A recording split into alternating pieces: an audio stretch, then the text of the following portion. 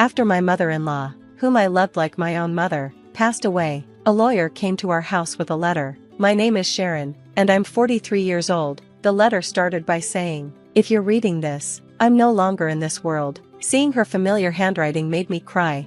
My father-in-law died when my husband and I were still young, and there were no close relatives left in his family. My husband and I didn't have children, but we lived happily and modestly with my mother-in-law. We had a great relationship. My husband often said we were like mother and daughter. Sadly, my husband passed away from cancer last year, leaving just my mother-in-law and me.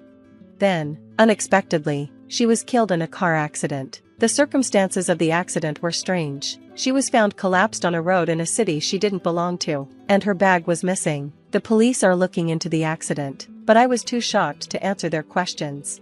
I struggled to deal with the sudden loss of my mother-in-law. My husband's illness lasted a year, and we had time to grieve together, but now, with her gone, I felt incredibly lonely. My own parents had died of cancer, and my brother lived far away with his family. It was hard to reach out to my old friends since they were busy raising their kids. Then, a man claiming to be a lawyer called me. He sounded like he was in his 70s, around my mother-in-law's age. He apologized for not reaching out sooner and said he needed to give me something important. I wondered if it was a letter from my mother-in-law. I had never heard that she was in contact with a lawyer, and I worried it might be a scam, but I decided to meet him just in case. The letter continued, "I know this is a surprise, but please listen. There is danger coming your way. Believe me and run away immediately." As I read the letter, I looked at the lawyer sitting across from me and asked, "Do you know what this letter says? Was my mother-in-law in danger?" The handwriting was definitely hers. I recognized it right away, but the content didn't make sense to me. The situation felt so strange it seemed like a bad joke.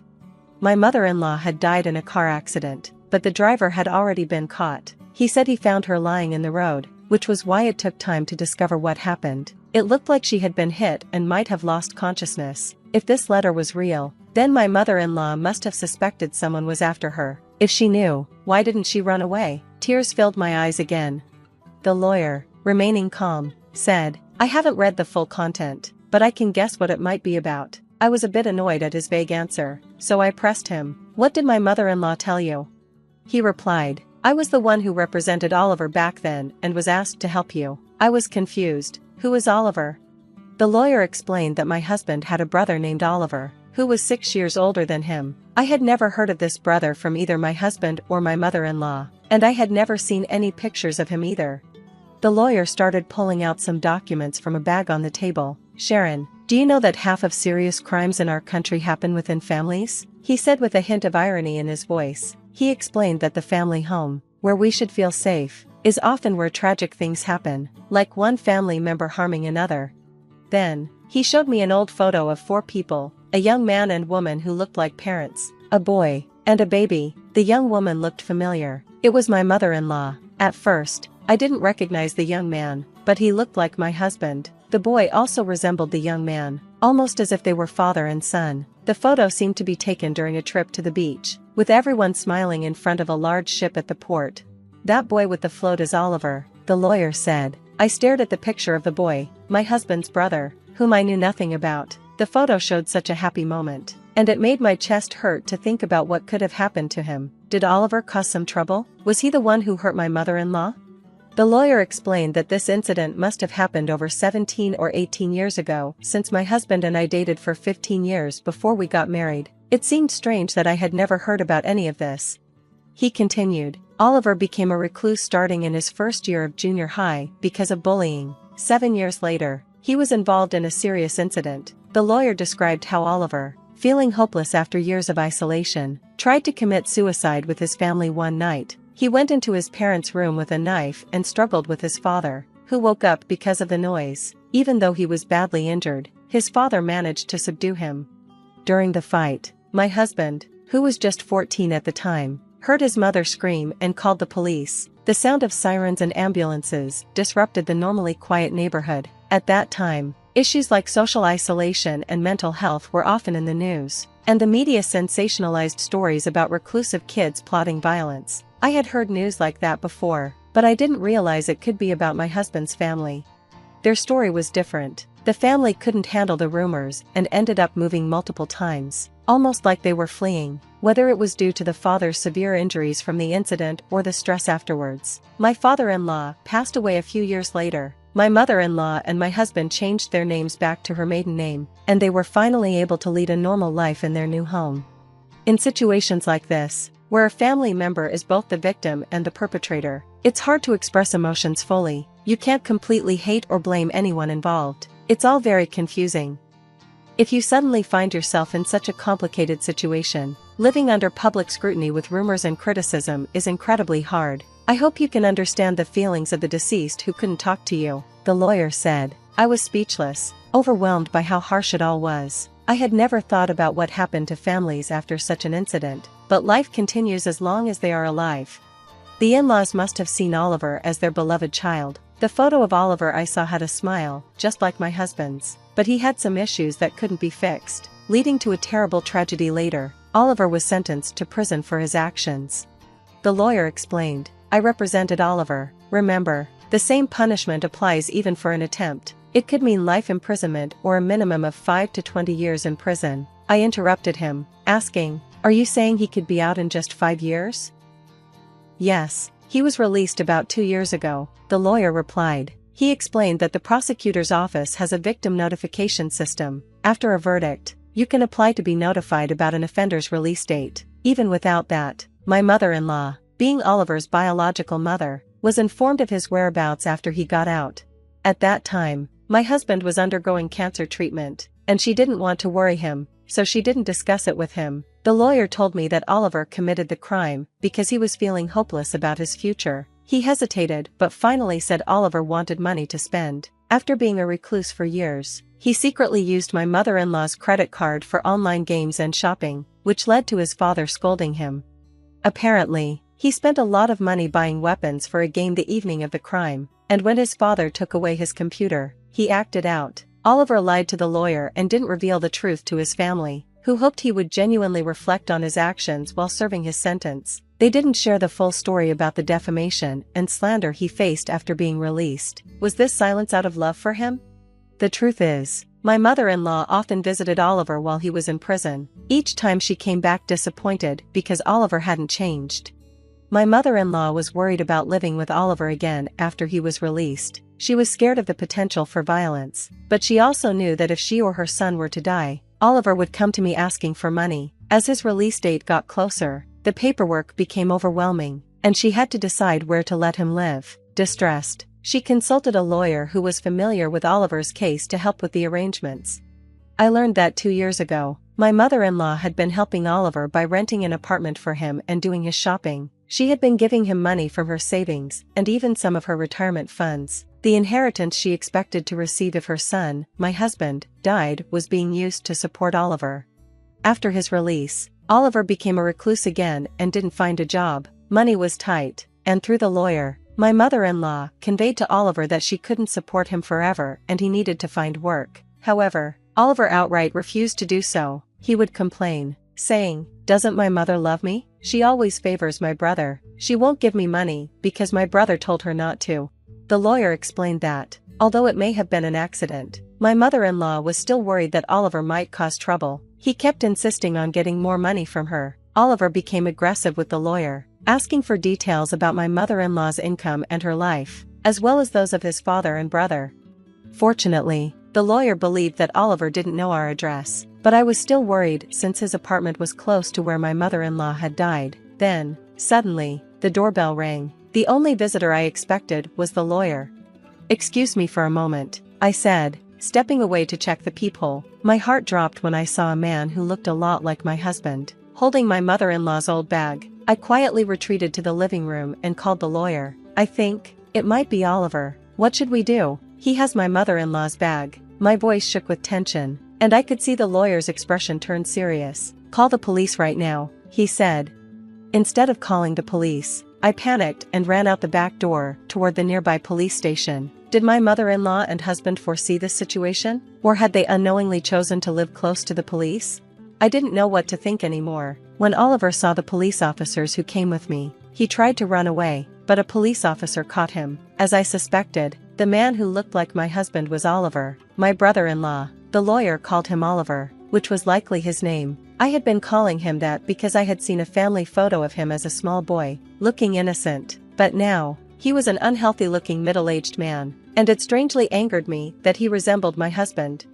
This man had caused so much pain to my mother-in-law and husband. I'm just here to collect my share of the inheritance. It exists, right? Even my younger brother died last year. Hand over my inheritance, he shouted, ignoring the police officer's questions. I was furious.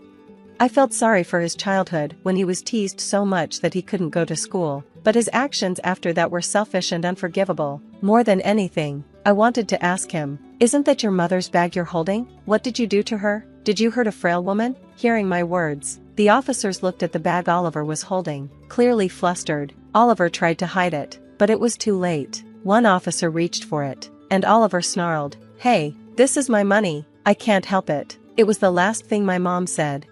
"I only hit her a few times to teach her a lesson for being cheeky," he said, and his words made me shudder. There was no sense in what he said, and he showed no remorse. "Hey, you're my brother's wife, aren't you? Neither my mom nor my brother are here anymore, so you have an obligation to support me." Maybe my mother-in-law and husband hid Oliver's existence from me to protect me. They must have thought that if I didn't know, I could avoid getting involved. "No, Mrs. Sharon, you don't have that obligation," the lawyer interrupted, but I doubted the law would work on Oliver. He seemed invincible, with nothing to lose. He didn't understand common sense, nor did he want to follow the law.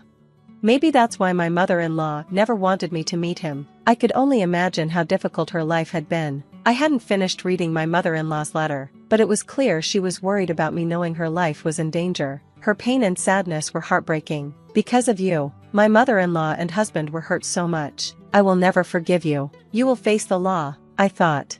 While it was true that the direct cause of her death was being hit by a car, Oliver left my unconscious mother-in-law on the road. He was not someone who should be allowed to roam free. I promised myself that I would do whatever it took to send him back to prison. The lawyer stood beside me and said, "I'll help you." Oliver was taken to the police station. The blood on my mother-in-law's bag and other evidence pointed to him as the culprit, and he was sent back to prison. I returned home with the lawyer and finally read my mother-in-law's letter to the end. It was filled with apologies and overflowing love for me. At the end, she wrote, "Life is still long. Please live a happier, freer life, Sharon." Seeing that, I couldn't hold back my tears. Since Greg passed away, you'll be moving back with your parents, right? We'll be taking over this house. My beloved husband, Greg, had suddenly passed away. Right after the funeral, as I was grieving, Greg's parents, Reynold and Melissa, came to visit me. Although not many, this house is filled with memories of living with him. Why do I have to be the one to leave? However, to me, who was in no state to handle this, my Melissa ruthlessly declared those words. "My name is Kathleen. I work as a clerk at a real estate agency. My encounter with Greg, who would become my precious husband, was through the real estate agency where I work. He was the real brother of my colleague, Bro, and the two were extremely close. Since their workplaces were nearby, Bro often stopped by. As I also worked as a clerk, I became close with my colleague who would later become my husband. That's how I was introduced to his real brother. Eventually, I started spending more time with the brothers, such as going out for lunch together when they invited me. I thought he was a nice guy who was easy to talk to and had a bright personality, but I didn't really think of him as a potential romantic partner. I assumed he felt the same way, but then one day, something happened that triggered a change in our relationship. Bro had made a reservation at a restaurant for us to meet up, but he suddenly had an urgent matter and couldn't make it. However, it seemed like a waste to cancel the reservation. So, for the first time, Greg and I had the opportunity to be alone together. I found out later that the Bro brothers had planned this together, and David had arranged for us to be alone at Bro's request. The food was delicious, and our conversation flowed easily. We quickly became intimate, sharing our upbringings and values. The more I got to know his inner self, the more I was drawn to his warm smile. From that day on, our relationship changed. And it didn't take long for us to get married. It probably wouldn't have happened without David's thoughtfulness. In that sense, I couldn't be more grateful to him for the events that were about to unfold. And then the day came to meet my PIL. Despite my anxiety, they welcomed me very warmly.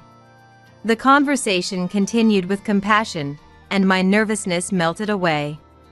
We're so happy you're here. We've been looking forward to meeting you, Kathleen. I've cooked up a storm hoping today would be a wonderful day, Melissa said, fussing over me.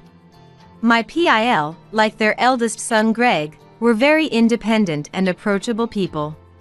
I was relieved and filled with gratitude for the enjoyable time I had spent at my in-laws' home.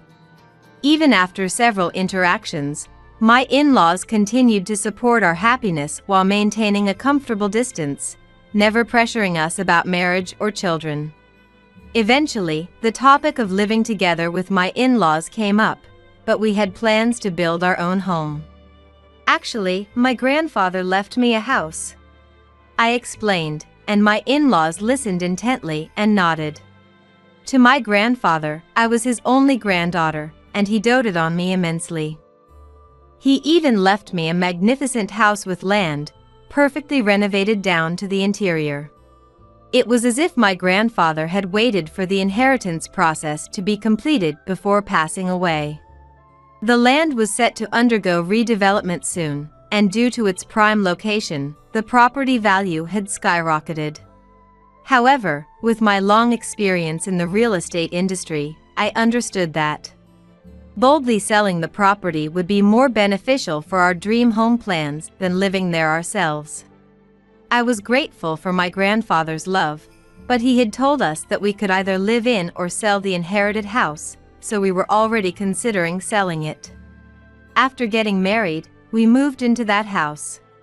However, even with its excellent location, it was difficult to continue living there due to the distance from our workplaces. As we were moving forward with the plan to sell the house, one day, a significant change came to our lives. Craig, who worked in sales, was ordered to transfer. His company was a large corporation with branches all across the United States. Even though we were newlyweds, he was told that he was the only suitable candidate, and since it was an official order, he couldn't refuse. I'll make sure to come back every holiday. Also, my parents said they'll come visit. I don't want you to overdo it, but could you take them out and show them around? Reynold and Melissa are really nice people, so going out with them won't be a problem. But it looks like it'll be a while before we can let go of the house. Considering my job as well, it was decided that he would go on a solo assignment. It was sudden, but I had to suppress my loneliness and worries and wait for the day we could live together again. Just as Greg had said, during the holidays, my in-laws, especially Melissa, frequently came to visit. She shared that she too had endured loneliness many times in the past when Reynold had to go on business trips, while she took care of their young children. Even without children, you can nurture family memories. Let's go out together. Going shopping will lift your spirits. Come on, Kathleen. Thanks to her, I didn't feel lonely and instead had busy holidays. However, little by little, things started to bother me. On my days off from work, Melissa would almost always invite me to go out. That was fine, but after a month, her invitations became somewhat forceful, and she seemed to disregard my fatigue and housework. If I said, "I want to rest this week," she would furrow her brows as if I were being selfish. But going out together is fun, isn't it? Or are you saying you don't like going out with me? That's not it. But since you take me out every week, don't you need some rest too? Melissa looked sad. Even when I hurriedly tried to clear up the misunderstanding, she wouldn't listen at all. Although I was perplexed, when I agreed, she showed a smile and acted as if she had forgotten how she had persistently pressured me. My doubts about her words and actions gradually grew stronger. The places she forcibly invited me to were all shops where high expenses piled up. Shopping at brand stores and expensive meals continued, and she manipulated the situation so that I would bear the costs. She would often leave the store first, leaving me behind with no choice but to pay. There was never any gratitude for the payments, nor did she ever pay me back later. Certainly, I had savings since I owned a home and received a sufficient salary. However, my husband and I had always been mindful of restraint, so I couldn't help but feel uncomfortable with Melissa's extravagant behavior. Sometimes both of my in-laws would be there, but it was the same in those cases too. Rather, with my FIL Reynolds joining in, my burden only became heavier. I knew I needed to resolve this, but I couldn't bring myself to talk to Greg about it. He had said, "I'll definitely come back during the holidays." But the sales office where he was assigned was quite busy, and he couldn't come back easily. "Mom told me you've been going out every week. Are you managing okay? You don't seem worried?" That's right. When I saw Greg's face on our video call, I noticed the dark circles under his eyes and his slightly sunken cheeks. I could tell he was still tired from work. Feeling guilty about bringing up the issue with Melissa, I found myself putting on a brave face. Melissa has been really good to me. Greg, please take care of yourself too. I'm fine. So, don't worry. While making excuses to Greg, I couldn't refuse to pay for the outings with my in-laws. However, their attitude gradually escalated, and finally, when I insisted, "I can't go out today," they said something like this. Then, "Hey, can't you lend me some money?" What? You want me to pay? Just a little bit, really just a small amount. I already made a reservation at the restaurant. I'll take some other friends instead, so can you cover the amount I don't have on me? I wanted to refuse, but if I did, the situation would become complicated and unmanageable. Resigned to the fact that I had no choice but to pay, I opened my wallet. However, I never showed this kind of attitude in front of Greg. When I subtly probed Melissa, saying, "Why don't you try asking Greg?" I was surprised when she replied, "Asking him would be shameful." She thought it was embarrassing to ask her eldest son, so she figured she could just ask his wife instead.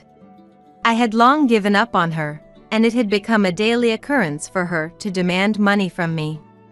At the very least, if I gave her money under the guise of an allowance, Melissa would stop forcibly dragging me out. I knew it had developed into a big problem. However, I was exhausted from the inability to have a proper dialogue with her. Her behavior became increasingly incomprehensible and bizarre. Just when I thought she had suddenly shown up without prior notice, she would look around the inside and outside of the house as if licking it, making me feel like my home's privacy was being violated. I wonder if these furnishings are what Kathleen's grandpa left behind. It's amazing that you have the means to have such high-end items. Some of the furniture included antiques that my grandfather had been fond of. She seemed to like them, barging in to admire them and enjoying them as if they were her own. This is my and Greg's home. I finally started considering confiding in Greg about Melissa's words and actions. Greg might be surprised, but how great would it be if we could think together about how to deal with her? Her behavior was never pleasant. No matter how much of an in-law relationship we had, it was an act of invading privacy. However, at the same time, the duration of Greg's solo assignment was determined. If I could just endure a little longer, he would come back, and if Greg were here, my in-laws would stop demanding money too. A little hope sprouted in my heart. Greg was working hard every day, so my patience would only be a little longer. That's how I was eagerly awaiting my reunion with Greg, but the situation took an unexpected turn. What? Greg collapsed and is in the hospital? My mind went blank. The person who contacted me was a colleague from his assignment location, and I hurriedly headed to the hospital. Perhaps due to the heavy workload, he had suddenly suffered a heart attack. He was transported by ambulance, but it was too late. Kind Greg, whose strong point was his health, passed away in an instant from an attack that no one could have anticipated. I faced the funeral without even being able to accept reality. I don't remember much due to the strong sense of loss. David rushed over and took care of most of the miscellaneous matters for me. I'm sorry. You just lost bro too, and you're helping me so much. It's only natural for me to help with bro's funeral. More importantly, is everything okay with the land? Are the preparations for the house complete? Around the end of the funeral, David and I talked extensively while cleaning up. I nodded to that and answered, Perfect. And a few days after Greg's funeral, my PAL came to visit the house together. However, it was glaringly obvious that they hadn't come to console me. Although it was sudden and unfortunate about our son, you'll be fine because we're here. Don't worry. For some reason, her face was smiling in an eerie way. Even more astonishingly, she had arranged for a truck, and it was packed full of luggage like furniture from my in-laws' home. I was so surprised and confused that I couldn't even speak. No matter how you looked at it, this was a move-in.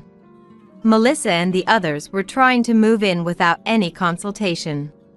What was making them do this? But the answer was clear. Could it be that you're after our land? I put into words the concern that had been in my heart all along, even as I was confused. She showed a cold smile. The property value has skyrocketed quite a bit. I've had my eye on this house for a long time. I mean, the only reason you were able to marry my son was because of this inheritance, right? I allowed the marriage because you were the one who inherited it. Filled with despair, I lost my words. You mean you and Melissa are going to live with me? What? What kind of stupid thing are you saying? When I asked that while still confused, she raised her eyebrows. Greg's death was an unexpected event, but actually, even if it hadn't been, Melissa had planned to get her hands on this house. My in-laws were trying to kick me out and take over this property. And they seemed to have assumed on their own that I would leave this house. Since our son died too, you'll be going back to your parents' place, right? This house will be sad if it's empty, so we'll live in it for you. That's why I'm telling you not to worry. Her face changed into a distorted, eerie smile. Even as I felt fear, I pointed out her mistake. But this house has already been sold. I held back from laughing at Melissa's misunderstanding, but I couldn't hide my half-smiling expression. In contrast, Melissa froze, saying, What? Just then, a moving company truck from a completely different company arrived. Excuse me, I'm here for a delivery to your home. Perhaps because a truck from a competing company was parked there, a burly mover got out and called out to us to confirm. The movers she had arranged also got out. They probably realized something was off since they couldn't start working and a different truck had arrived. They sought an explanation from my in-laws, but the two of them were flustered and incoherent. There was no point in all of us arguing like this. Seeing my flustered in-laws, I finally began to regain my composure. After that, I gave precise instructions to have the trucks moved. This house already has a buyer, and the contract has been finalized. A new family is moving in, so we can't bring these people's belongings into someone else's home, right? As the movers were also shocked, a luxury car arrived just then. A wealthy-looking couple and their children got out. In fact, this property was no longer mine. They were the new owners. My in-laws became even more confused, seemingly unable to understand what was happening. Please move the trucks quickly. The new residents can't start their work. Somehow, I managed to get the trucks on Melissa's side to leave, and the movers immediately got to work, carrying brand new furniture in the planned order. Melissa and the others couldn't accept it and started persistently pestering me at the front door. The husband, who was the buyer, had his family take refuge in the car and rushed over here, demanding an explanation, starting yet another commotion. "Who are you people? My family bought this place. Have the trucks leave quickly too." I never thought my in-laws would come, so I apologized profusely and somehow got them to calm down. But Melissa and the others wouldn't leave. They actually pushed past us and charged into the house. However, naturally, the inside of the house had also completely changed from what the two of them knew. None of the furniture my husband and I had used remained. Melissa was shocked by the sight and started making a scene, going crazy. "What is this? The house is empty. That antique furniture and lighting, they were my favorites. What's going on?" She was outraged, unable to understand what was happening. When the residents finally shouted, "We're calling the police!" Reynolds, who had been in a panic, ran as if jolted and dragged Melissa away to retreat. Once they were a little away from the scene, even the heated-up Melissa became somewhat dazed and quiet. For the time being, I prioritized apologizing to the residents. They said there was no guarantee that problems wouldn't arise in the future, and by taking down my in-laws' names and addresses, I was somehow released. Although I was feeling intense fatigue, I still had to explain to my in-laws. I returned to the two of them and calmly informed them that the move had been completed a few days before Greg's passing. "This house was originally planned to be sold along with the land, so it's according to the initial plan." Greg's solo assignment had put a stop to it once, but there was a certain background to why things could progress so smoothly. The one who supported our decision was David. I was perplexed by the change in my in-laws, who had even started asking for money, but I couldn't confide in Greg because I didn't want him to worry, so I continued to spend my days feeling down. David was the one who noticed and saved me. He said he didn't get along well with my in-laws' home and offered to help if I had any troubles. Not wanting to ruin my relationship with my husband or my in-laws, I trusted David, who promised not to tell anyone, and decided to consult him about everything. Upon hearing my story, he became furious with my in-laws. As Greg's younger brother and my colleague, he understood my in-laws' schemes well. And for David, his bro Greg was his only family. He said that I, as Greg's wife, was like family too. "I think our parents will eventually try to live together in that house or conveniently kick you two out and make it their own." According to David, both of my in-laws had high-class thinking to the point of being ignorant of the world. They were pretentious and didn't hesitate to use any means necessary. Especially Melissa, who was terribly selfish. While she pretended to be a lovely lady when she was keeping up appearances, she was actually a nasty person who only thought about her own convenience. Because they were blood-related family, the episodes about my in-laws that David shared were all intense. Since they put on a front in front of their eldest son, who was the successor, Greg probably never had to see this side of his parents. Anyway, when it was suggested that I should sell the land early to avoid having it taken by my in-laws, I agreed with David's opinion and decided to proceed with the sale. No matter how precious it was, having been left by my dear grandfather, I wanted to avoid this house becoming an obstacle for my husband and me. Rather, it was because it was precious that I didn't want to leave any roots of trouble. Of course, I didn't decide on my own. I discussed it with Greg while he was still alive and got his consent. At that time, he learned about all of his parents' actions. I really didn't want to tell him, but I couldn't complete the sale all by myself. However, he properly understood my feelings of not being able to consult him, and on top of that, he declared that he couldn't forgive his parents' actions. "I'm sorry I didn't notice.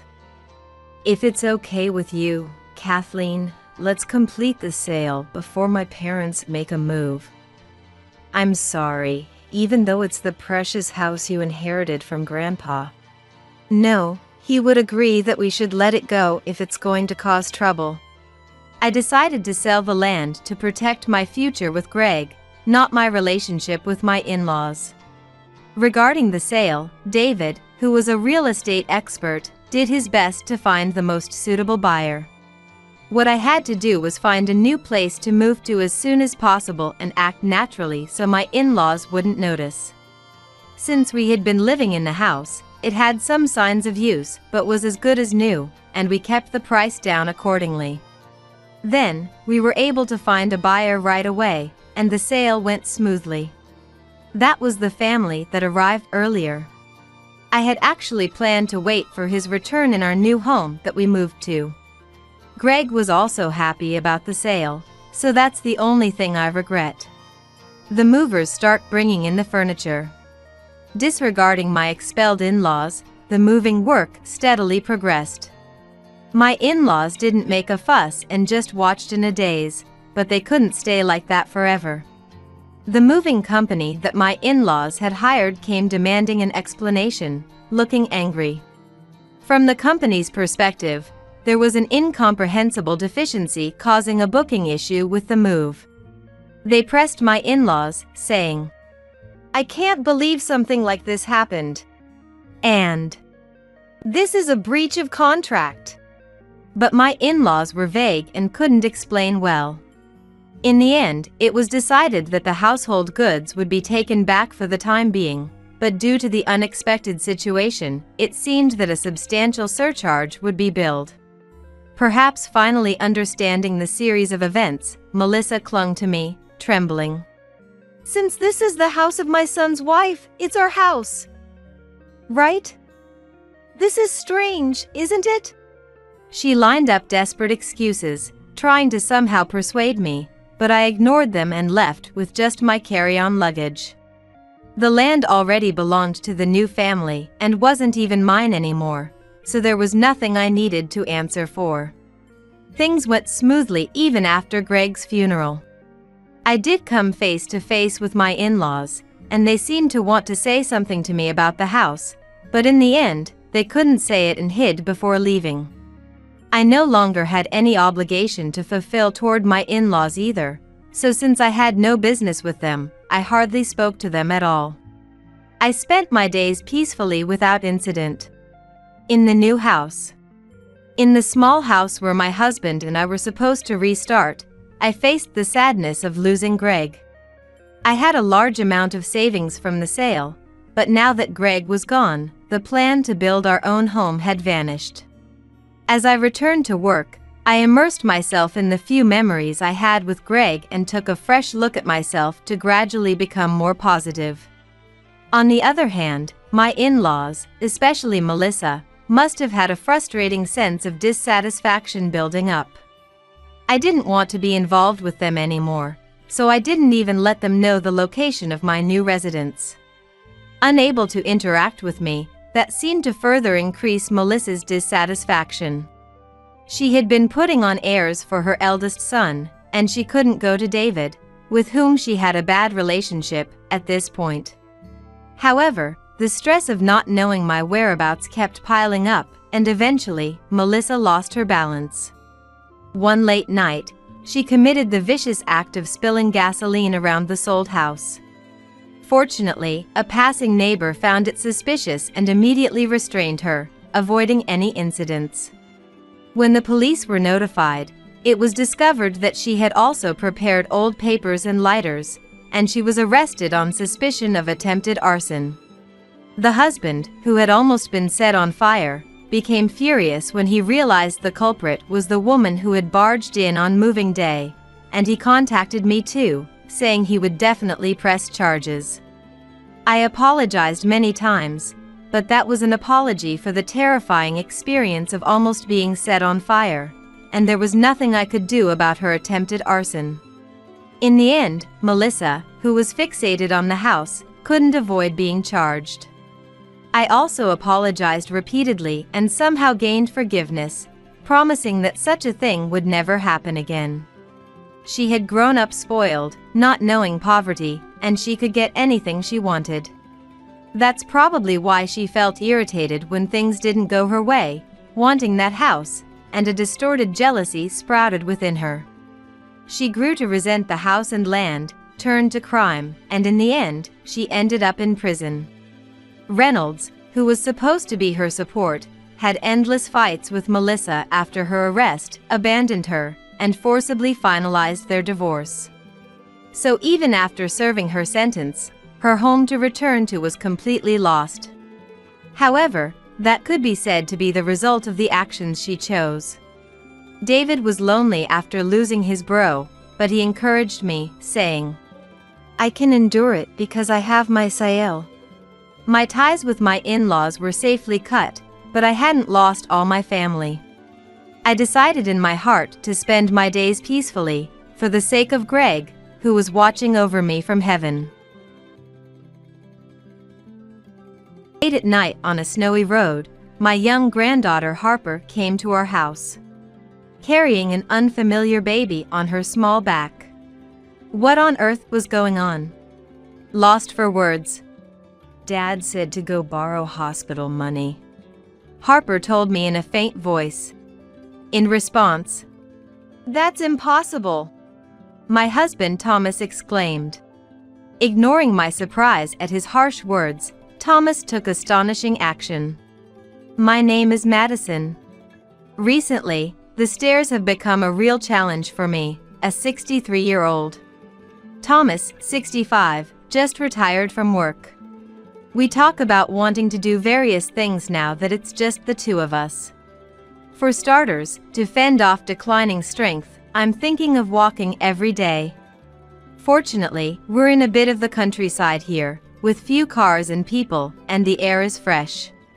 It's the perfect place for a walk. I thought retirement life might be lonely, but it's not really. That's because my daughter Lily's family lives nearby. Lily is 35 and a mom to one child. My granddaughter Harper, just turned into a first grader at 6 years old, is absolutely adorable. Lily's husband Daniel is a bit gruff and seems to avoid our place. But, well, if the family relationship is good, I try not to mind. Lily and her husband have Lily as the breadwinner working hard, with Daniel being a house husband. I'm proud of my daughter, but I worry it might be too much for her. If it were Lily as the housewife, I'd want to help in any way I can, but with Daniel, it's not so easy. Too much meddling might be seen as annoying. And yet, doing nothing and just leaving them be makes me feel uneasy about the right distance. Then, one day, something unsettling happened.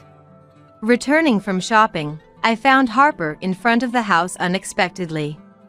It's not too far for a child to walk from Lily's home to ours, but it's a fair distance. Moreover, Harper was carrying her school backpack. Wearing a backpack too big for her small first-grade self, Harper had come over after school. And it was on a hot day just before the summer break. "Well, Harper, what's wrong?" "Dad said I couldn't go into the house, so I came here." "What?" Confused about what was going on, but seeing Harper's pale face, I quickly let her inside to cool down. Thomas had gone out when I went shopping, so no one was home. I wonder how long she had been here. Harper drank the cold juice I offered her in one go. "Mom is at work, but why did Dad say you couldn't go inside?" "I don't know, but he said it's because he's busy." "Huh? Too busy to let her into her own house? That's absurd. And to lock her out in such scorching heat." Anger welled up inside me. "Once you're feeling better, let's go back together with Grandma. I'll talk to Dad. I've been holding back because he's my daughter's husband, but this is simply unacceptable. This is something that can't be kept silent." Harper nodded, and as we headed home, the front door suddenly opened before we could ring the doorbell. "Bye then," said a strange woman, waving as she left. Who was that? Surprised by the sudden event, Harper and I watched the woman walk away. Rushing into the entrance, I found Daniel with a shocked expression. "Daniel, you locked Harper out, and then what? You had a woman over while Lily was away?" Furious at me, Daniel frowned. "What?" And he grumpily responded, "Don't just come here and start accusing me of nonsense. That was just a sales lady. I told her we didn't need a water purifier, but she was persistent, so I was just getting rid of her." "A sales lady?" "Yes," said Daniel, turning his back. "Then why lock Harper out because you were busy?" "Oh, I was in the middle of something I couldn't step away from. Lily asked me to fix a shelf, but it was bad timing, and I was tied up." "Hey, Harper," said Daniel, calling Harper over.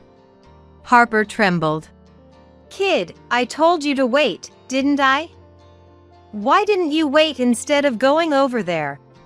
"I did wait, but it was too hot, and you never let me in." "If I said wait, you should wait. Don't make things difficult. Hey!" I couldn't stay silent, seeing Harper scared by the harsh words. "But don't start with me, Madison. I'm the one raising Harper.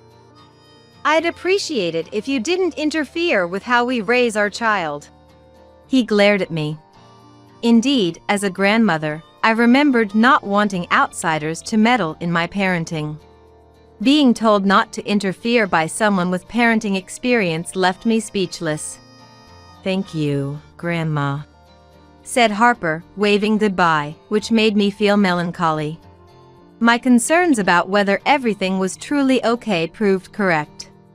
Similar incidents happened repeatedly afterward. I couldn't stay silent and contacted Lily, but Daniel takes care of the house, allowing me to focus on my work. We couldn't live without my job, so I'm grateful to Daniel. I trust him with child rearing, so please don't interfere." She scolded me in response. Taking a leap, I mentioned the woman leaving their house. "Why worry? It must have been a salesperson. They target the countryside thinking there are more elderly people around here. They're persistent even though we've said no multiple times." She seemed unconcerned. Yet, a noticeable change occurred in Lily's home. As summer break began, Harper's visits to our house became more frequent. "Dad says to stay outside, or he'll skip meals for me." "What?"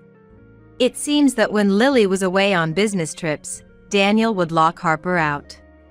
It's not feasible to spend every day at a friend's house during summer break. Nor is it realistic to kill time in the park due to the excessive heat. No lunch and no dinner if she disobeys. "That's too cruel." I couldn't help but exclaim in anger. "I can't stand it anymore. Grandma will talk to Dad and Mom for you." I clenched my fist, ready to lecture them. "Please don't." Harper quickly intervened. "If you do that, Dad will get in a bad mood again. And Mom is busy with work. It'll just cause more trouble." Could this really be the words of a first grader? To worry so much about their parents' feelings at such an age. It's heartbreaking. I decided to have a serious talk with Lily. But when I tried calling, she was too busy to speak. What to do?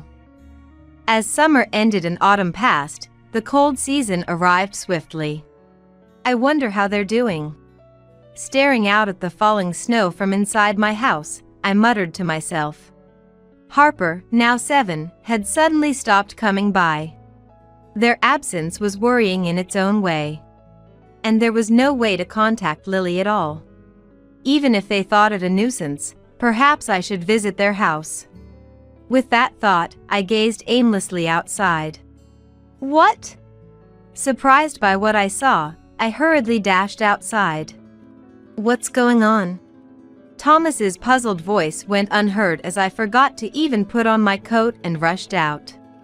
"Harper?" There stood Harper, in front of the house. Despite the snow brightening the night, it was nearly midnight, about to change dates. No time for a school-aged child to roam. Yet there he stood, shivering in the cold, even with a coat. Could he have walked from their house in this snow? Even in the countryside, it's not like cars never pass by. The thought of slipping on the snowy road was terrifying. "What are you doing here at this hour?" "No, never mind that. Come inside quickly." I reached for Harper's hand, but he shook their head. "Harper?" "I need money." "Huh? "Please lend me some money." What?" At that unexpected request, I was shocked. Then, from his back, the sound of a baby crying. "What?" Surprise after surprise left me nearly speechless. Hastily checking, I saw a baby, bundled up against the cold, being carried on Harper's back. "Wait, a baby? What? Why?"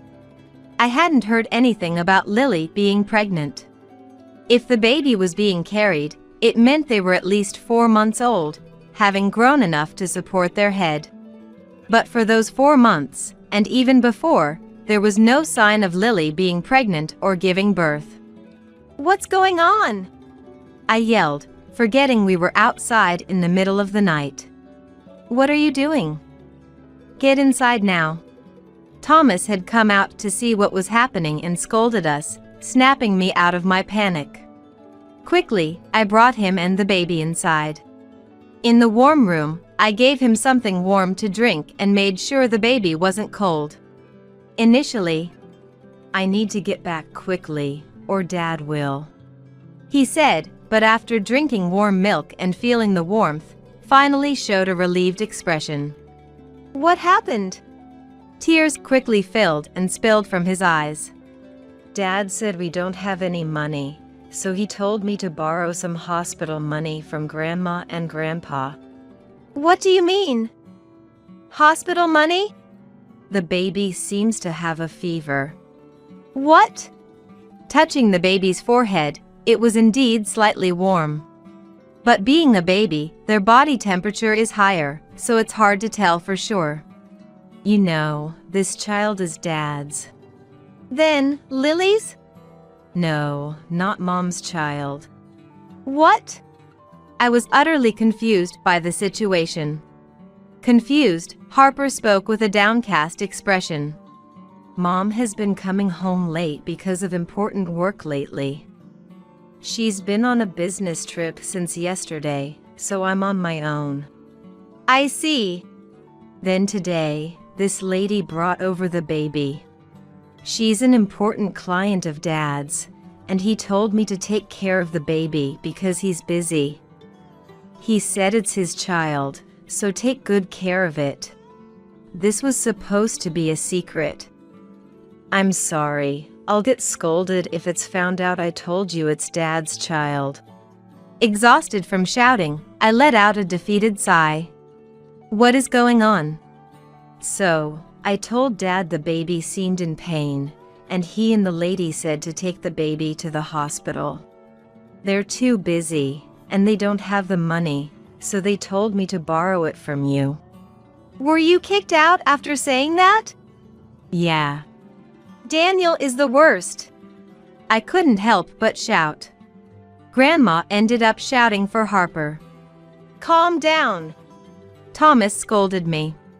Then, Harper turned to Thomas, my husband, and Harper's grandfather. Harper finds the usually taciturn Thomas a bit intimidating. Well, he does seem grumpy all the time.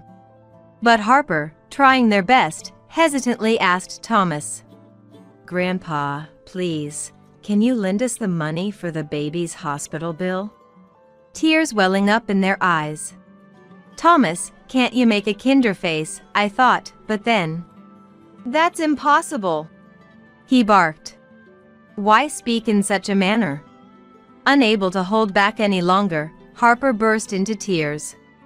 Yet, the baby looks in pain, please. She bravely continued. At this point, it doesn't matter whose child the baby is. Just as I was about to say something to Thomas, thinking we couldn't abandon Harper and the baby. Call a taxi. Thomas spoke up before I could. What? Don't dawdle, do it now. Yes.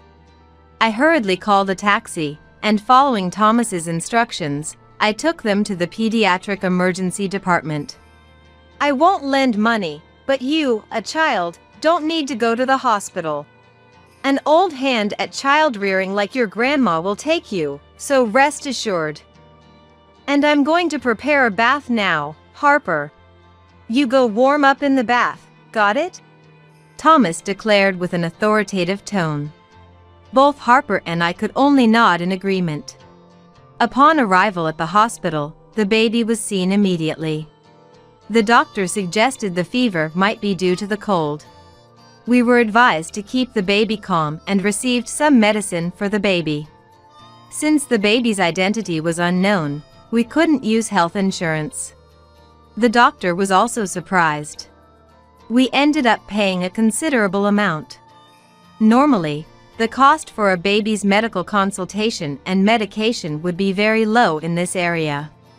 Is that moron Daniel saying he doesn't even have that? I'll make him pay later. My anger grew even more. By the time we got home, it was already past midnight, and Harper, who had been waiting up with Thomas, had fallen asleep. When I returned with the baby, Harper woke up in a panic. "How's the baby?" she asked. Worrying about others even in such a situation, what a kind child. I couldn't help but tear up. So, Thomas, instead of looking so grumpy, show a smile and reassure them. But, surprisingly, Harper hugged the serious-faced Thomas. Looking on in astonishment, I saw Harper smiling. Grandpa, the baby's okay. That's good, right? You were worried. Fool, why would I worry about someone else's baby? But you were worried. You kept asking if I was cold or hungry, or if you should read me a storybook. You cared a lot. There's no such person like me. Harper innocently reported Thomas's behavior. "Oh, that was you," I said, laughing, which made Thomas look even grumpier, though his cheeks relaxed. The next day, Thomas acted before I could. He first called Lily. What, Dad? I'm busy at work right now. Come home right now. You idiot. He shouted and hung up the phone. Then he made another call. What is it, Thomas? Did Harper go to your place okay? How's the baby? Daniel answered, sounding groggy. To think he could sleep peacefully after sending 2 young children out into the heavy snow in the middle of the night.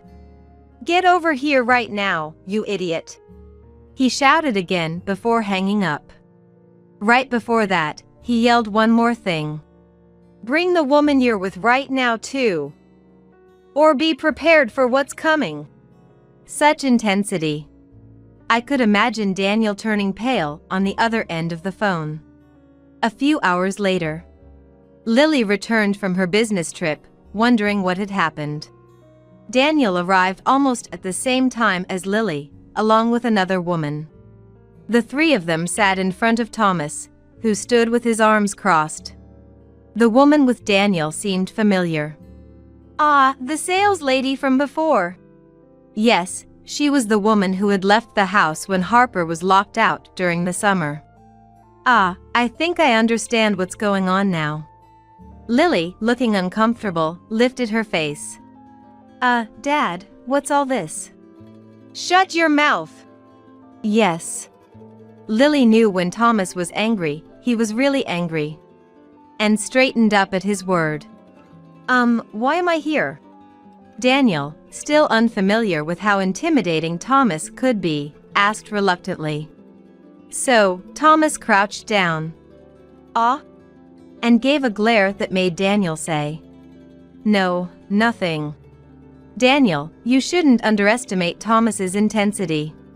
Well, here's a thick envelope, Thomas said, pulling out an envelope. Inside were 4-sized documents. the results of an investigation into Daniel's background. What? The shock was voiced by everyone but Thomas. Of course, I was surprised too. When did you arrange for something like this? When Harper was locked out in the middle of summer, and you said you saw the sales lady. And you appear in it, huh? Hernandez? What? At that, the woman let out a strange noise.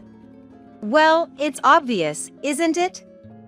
You're not a sales lady but Daniel's mistress, right? What? Lily was the one surprised by Thomas's words. Did she really believe this woman was just a sales lady? Too naive. Daniel and the woman named Hernandez looked awkward. Daniel's living the life, huh?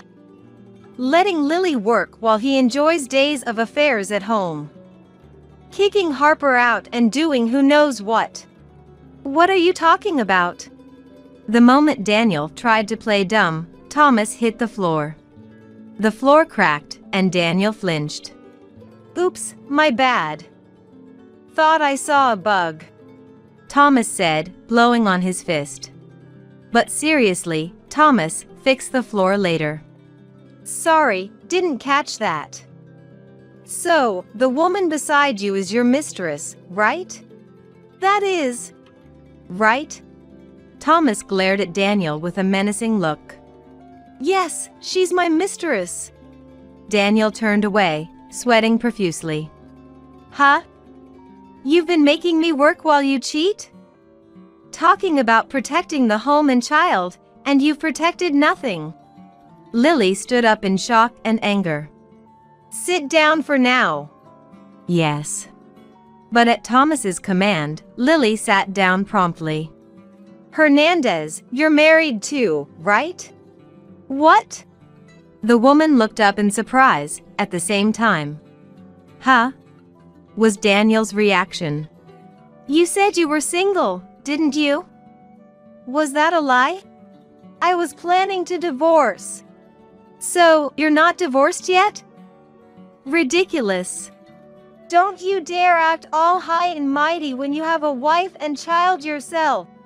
What a mess. A woman who knew she was dealing with a married man, and a man cheating despite having a family. Just a typical argument between scumbags. Don't tell me the baby isn't mine but your husband's? That is. I knew it was weird. I made sure it couldn't happen. The lowest of discussions was being had. The woman got angry at Daniel's anger. Shut up.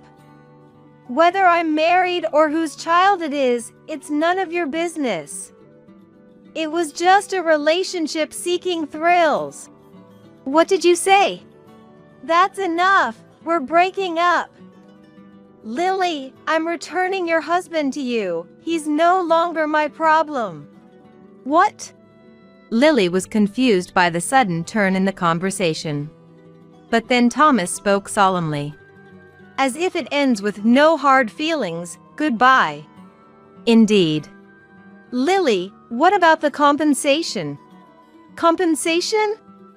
Oh, for the divorce? We have plenty of evidence. If you want to claim compensation from both of them, I'll support you. Yes. Of course I will. Lily nodded energetically, finally understanding what she needed to do. What do you mean? Daniel, the only one not catching on, was told by Lily. I'm divorcing you. We'll be claiming compensation from both of you, and I'll also demand child support from Daniel, so be prepared. Huh? Why? I'm breaking up with this woman. There's no need to divorce. The only option for me is to divorce someone who can't understand that. No, wait a minute. I can't start working now. I don't care. Just so you know, housework is a legitimate job, you fool. It ended with Lily's sharp rebuke. So, Daniel and Hernandez hung their heads in shame. As things quieted down, Harper, who had been in another room, peeked out. Is the talk over? It's over. Come here to Mom, Harper.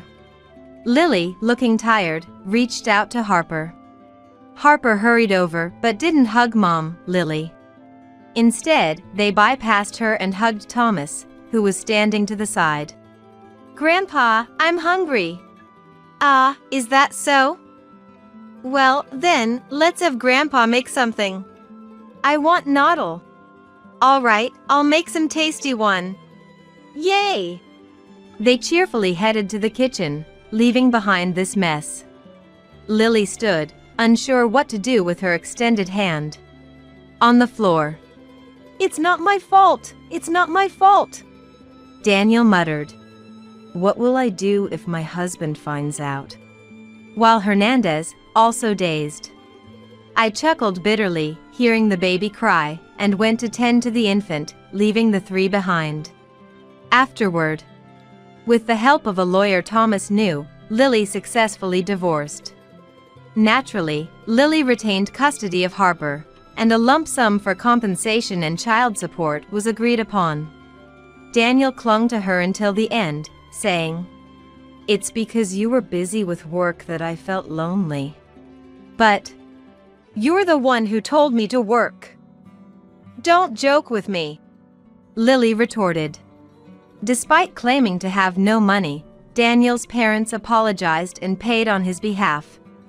They said they would make him repay them over a lifetime, but it's doubtful such a distraught man could work properly.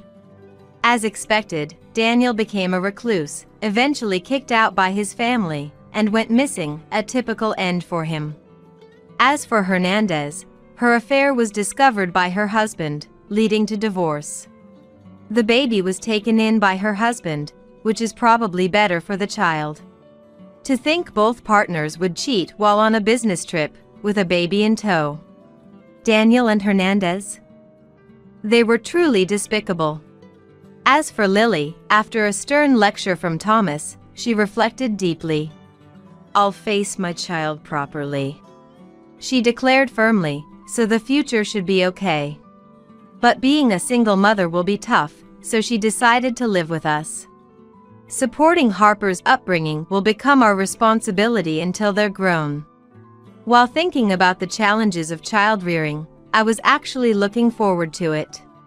Life needs some excitement, I thought, looking at Thomas playing Othello with Harper, his face slack with enjoyment. Thomas is always gruff with Lily and me, but this incident revealed his tender side towards Harper. Even after years of marriage, there are still new sides to discover in one's partner, I thought, watching him with a smile. My name is Luna.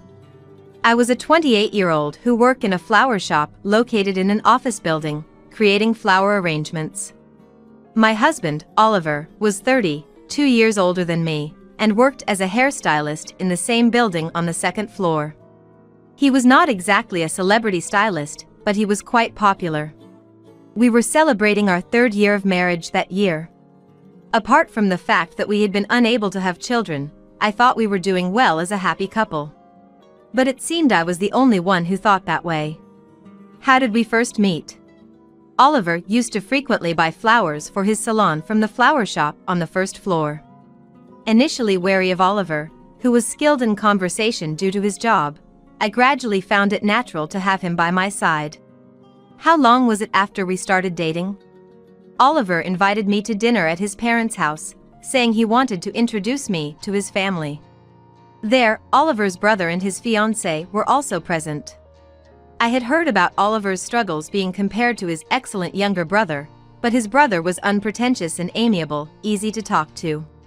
Handsome, good-natured, and dependable, his brother had it all. Can't blame the parents for comparing, really. His fiancée, too, was beautiful and seemed quite talented. A stunningly attractive couple. Sitting opposite them, I couldn't help but wonder if I would be compared to his brother's bride-to-be if I married Oliver. During the lively conversation over dinner, Have you guys decided on a date for the wedding ceremony? Oliver asked his brother. Then, we're about to decide. We'd love some suggestions for good venues. The brother and his fiancée replied. Oliver's brother, a promising banker, and his fiancée, working at a securities firm, were both solid professionals. Thinking they would prefer something luxurious, considering they'd invite bosses and work colleagues, I suggested some famous venues where my corporate friends had their weddings. The fiancée searched the venues on her mobile phone, happily engrossed in a page showing a venue with a garden chapel. Then Oliver chimed in. Hey, why don't we do the wedding ceremony together? How about a restaurant wedding? And so he had proposed with a casual tone. It was something I had hoped would happen eventually, but I was shocked by his sudden suggestion, especially since he hadn't yet formally met my parents. Then, from somewhere, I heard a distinct sking noise. I couldn't believe it, but it seemed like the sound came from my BIL's fiancée. She was making an incredibly dissatisfied face and muttering under her breath. BIL's girlfriend might be okay with such a ceremony, but I. Then Lucas, Oliver's brother, exclaimed. Bro, that's a great idea! These kinds of stylish ceremonies are becoming more popular. He seemed genuinely excited about Oliver's suggestion. Being more displeased, the fiancée glared at me more, as if to stop Oliver from saying whatever he wanted. But she was glaring at the wrong person. If she had a problem, I wished she would speak up to the enthusiastic brothers instead. Subsequently, driven by the brothers' excitement, we ended up planning a restaurant wedding, and everything progressed quickly. In a flurry, we managed to greet my parents, and the four of us dined out to choose a venue. As days passed, the once disgruntled fiancée warmed up to Oliver, who was now BIL, and they got along so well that one would think they were the couple getting married. However, her attitude towards me remained unchanged. And so, 6 months later, the two couples held their restaurant weddings. After the marriage, I switched from full-time to part-time at work, focusing more on household chores. I left for work after sending Oliver off, returned home earlier to prepare dinner, and waited for Oliver's return. This became my routine. Sometimes, my BIL and his wife, both working full-time, relied on our dinner unexpectedly. It seemed cooking was too much of a hassle for them. Camila, my CL, came with just a token gift, evidently expecting me to cook, sparing herself the effort. At the dinner table, Camila oddly sat next to Oliver instead of her husband, treating me more like a convenient housekeeper. Honestly, their visits were far from welcome. Moreover, she indirectly criticized me, saying I looked plain or that my only talent was messing with flowers. I couldn't stand being demeaned in front of Oliver, but I hated confrontations, so I pretended not to mind Camila's words. Instead, after they left, Why does she look down on people so much? It's terrible to imply someone's worthless if they don't work at an office. I vented to Oliver. She's a competent and successful woman. Maybe you're just hearing it that way, Luna. It sounds like you're envious. You shouldn't say things like that. But his response was always defensive of Camila. Oliver, proud of his brother's achievements, seemed unwilling to hear anything negative about his brother's wife. It felt like he was implying I was the problem, listing all of Camila's virtues instead. Recently, my daily life had changed a bit due to Lucas's sudden solo assignment. Camila, too, seems somewhat reluctant to come uninvited to our dinners alone. With fewer visits from her, I was free from her snide comments and had been able to spend my days more peacefully. But now, a different worry had surfaced. For some reason, Oliver had been coming home late at night, day after day, leaving me to have dinner and go to bed alone. It was really worrying that he had been returning home after midnight so frequently. I hoped he didn't fall ill. One morning, as Oliver hurriedly got ready for work. You've been coming home late recently. Are you okay? I'm worried you might wear yourself out. I asked him. Oliver didn't even look at me. No need to worry. It's just a contest.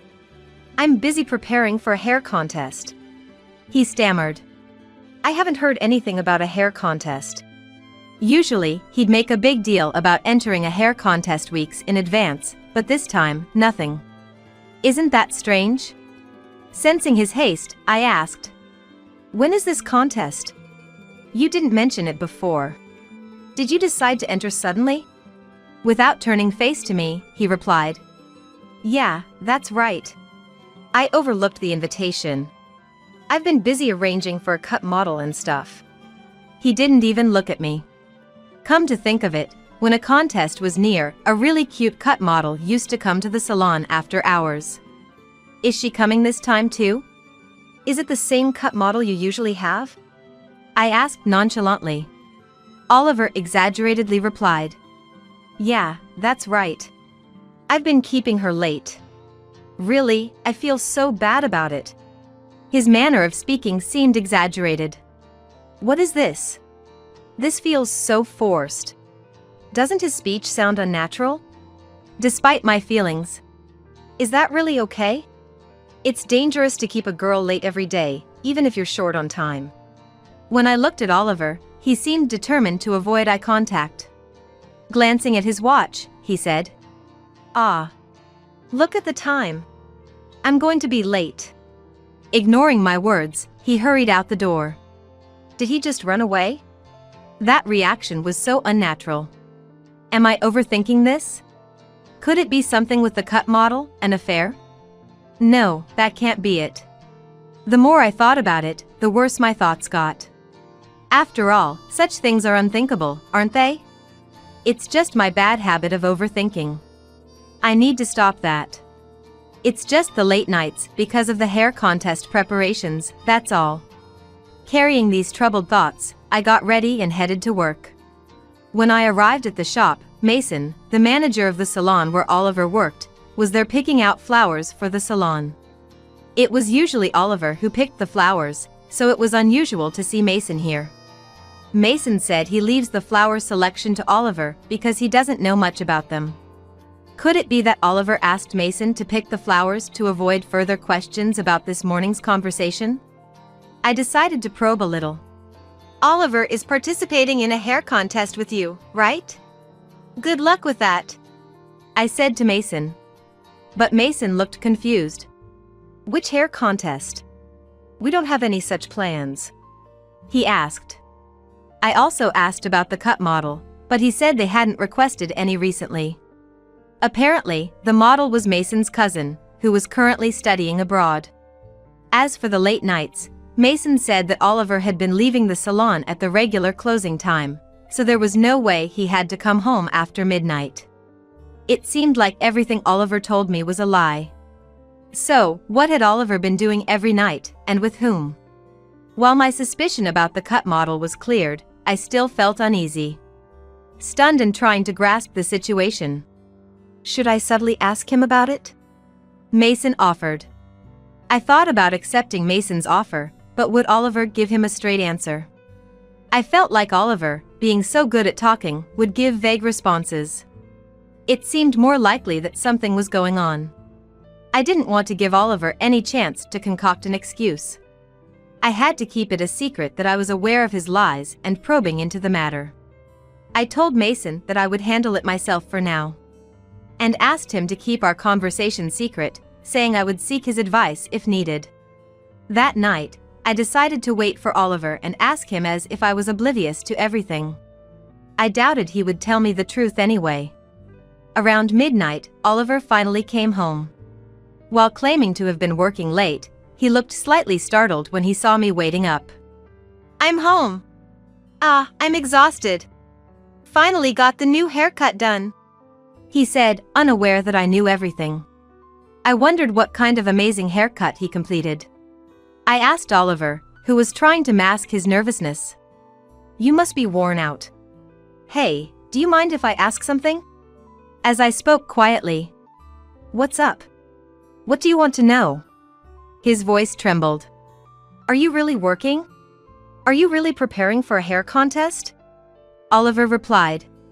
Well, of course I am. What else would it be? His unease was apparent. He seemed intent on sticking to his lies. In that case. Oh? What about cheating? Yes or no? I asked directly, and his face changed completely. What? Of course, I'm not. Oliver began to get defensive. Even the usually eloquent Oliver had no room for jokes. Despite his panic, he tried to weave an escape with desperate excuses. You know, Mason told me. The hair contest is a lie, right? Wouldn't it be better to just come clean? What are you really doing? I cornered him with no escape. Apparently, he had no excuses left and, trembling with clenched fists. Fine. I'll say it. It's an affair. I've fallen in love with someone else. He blurted out. His confession came off as resigned and frustrated. He even started to get angry, as if it was some sort of injustice. I tried to get him to confess who the other person was, but he refused to say, probably because it was someone he shouldn't be involved with. No matter how much I pressed, my anger only grew. Then, I'll hire a detective or whatever it takes to find out. Just be ready. It's Camila. Hearing my words, he went pale and confessed in a defeated tone. Camila? Isn't she Lucas's wife? I was shocked, and he retorted. Yes, Camila. She's pregnant with my child. You haven't had a child with me, but you did with someone else, and that someone is your brother's wife? That's despicable. As I hurled accusations at Oliver, he retorted with unreasonable words. It's your fault for being infertile. Anyway, I'm going to take responsibility and divorce you. His words were infuriatingly unfair. That explained why he always sided with his Sael over me. Are you kidding? Do you even realize what you're saying? Does Lucas know? To have been treated this way by him, I couldn't help but be angry. It doesn't matter. Camila and I won't be separated. She's going to divorce Lucas and be with me. No one can stop us. Oliver declared defiantly. If you don't like it, then let's get a divorce right now. Disgusted by his words, I retorted. Don't like it? That's an understatement. I'll gladly divorce you. I decided then and there to cut ties with this hopeless man. The next day, I told everything to my parents, my in-laws, and Lucas, who was at his assignment location. Shocked and furious, they couldn't believe Oliver and Camila had an affair and were expecting a child. Despite their family's reactions, both were unapologetic and brazen. All this is Asael's fault, right? If she's upset about the affair or didn't notice it, it's her own fault. If Lucas wants to blame someone, he should blame Asael. Camila even had the audacity to put the blame on me. Their lack of remorse disgusted everyone. Lucas decided to divorce Camila, and both Oliver and Camila were disowned by our parents and Lucas. Later, when I reported the situation to Mason, the concerned salon manager. He was one of our recommended hairstylists. This could affect our salon's reputation. I need to think about what to do with Oliver, he said while crossing his arms. 3 months later, after Camila's remarriage prohibition period ended, she and Oliver got married. Yet, for some reason, I was getting calls from Oliver on my mobile phone. I was at work, and as far as I was concerned, he was a person from my past. I had nothing to say to him, yet he kept calling persistently if I ignored him. Oliver, still somehow keeping his job under Mason's management and working in the beauty salon on the second floor, was someone I don't want showing up at the flower shop.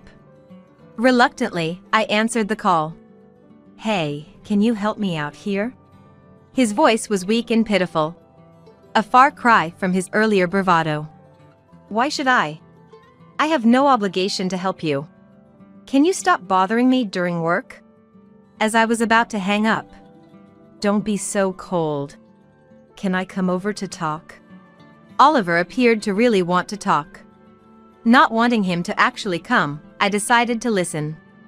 It turned out he was in quite a laughable predicament.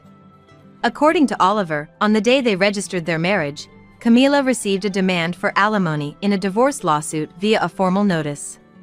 What's this about?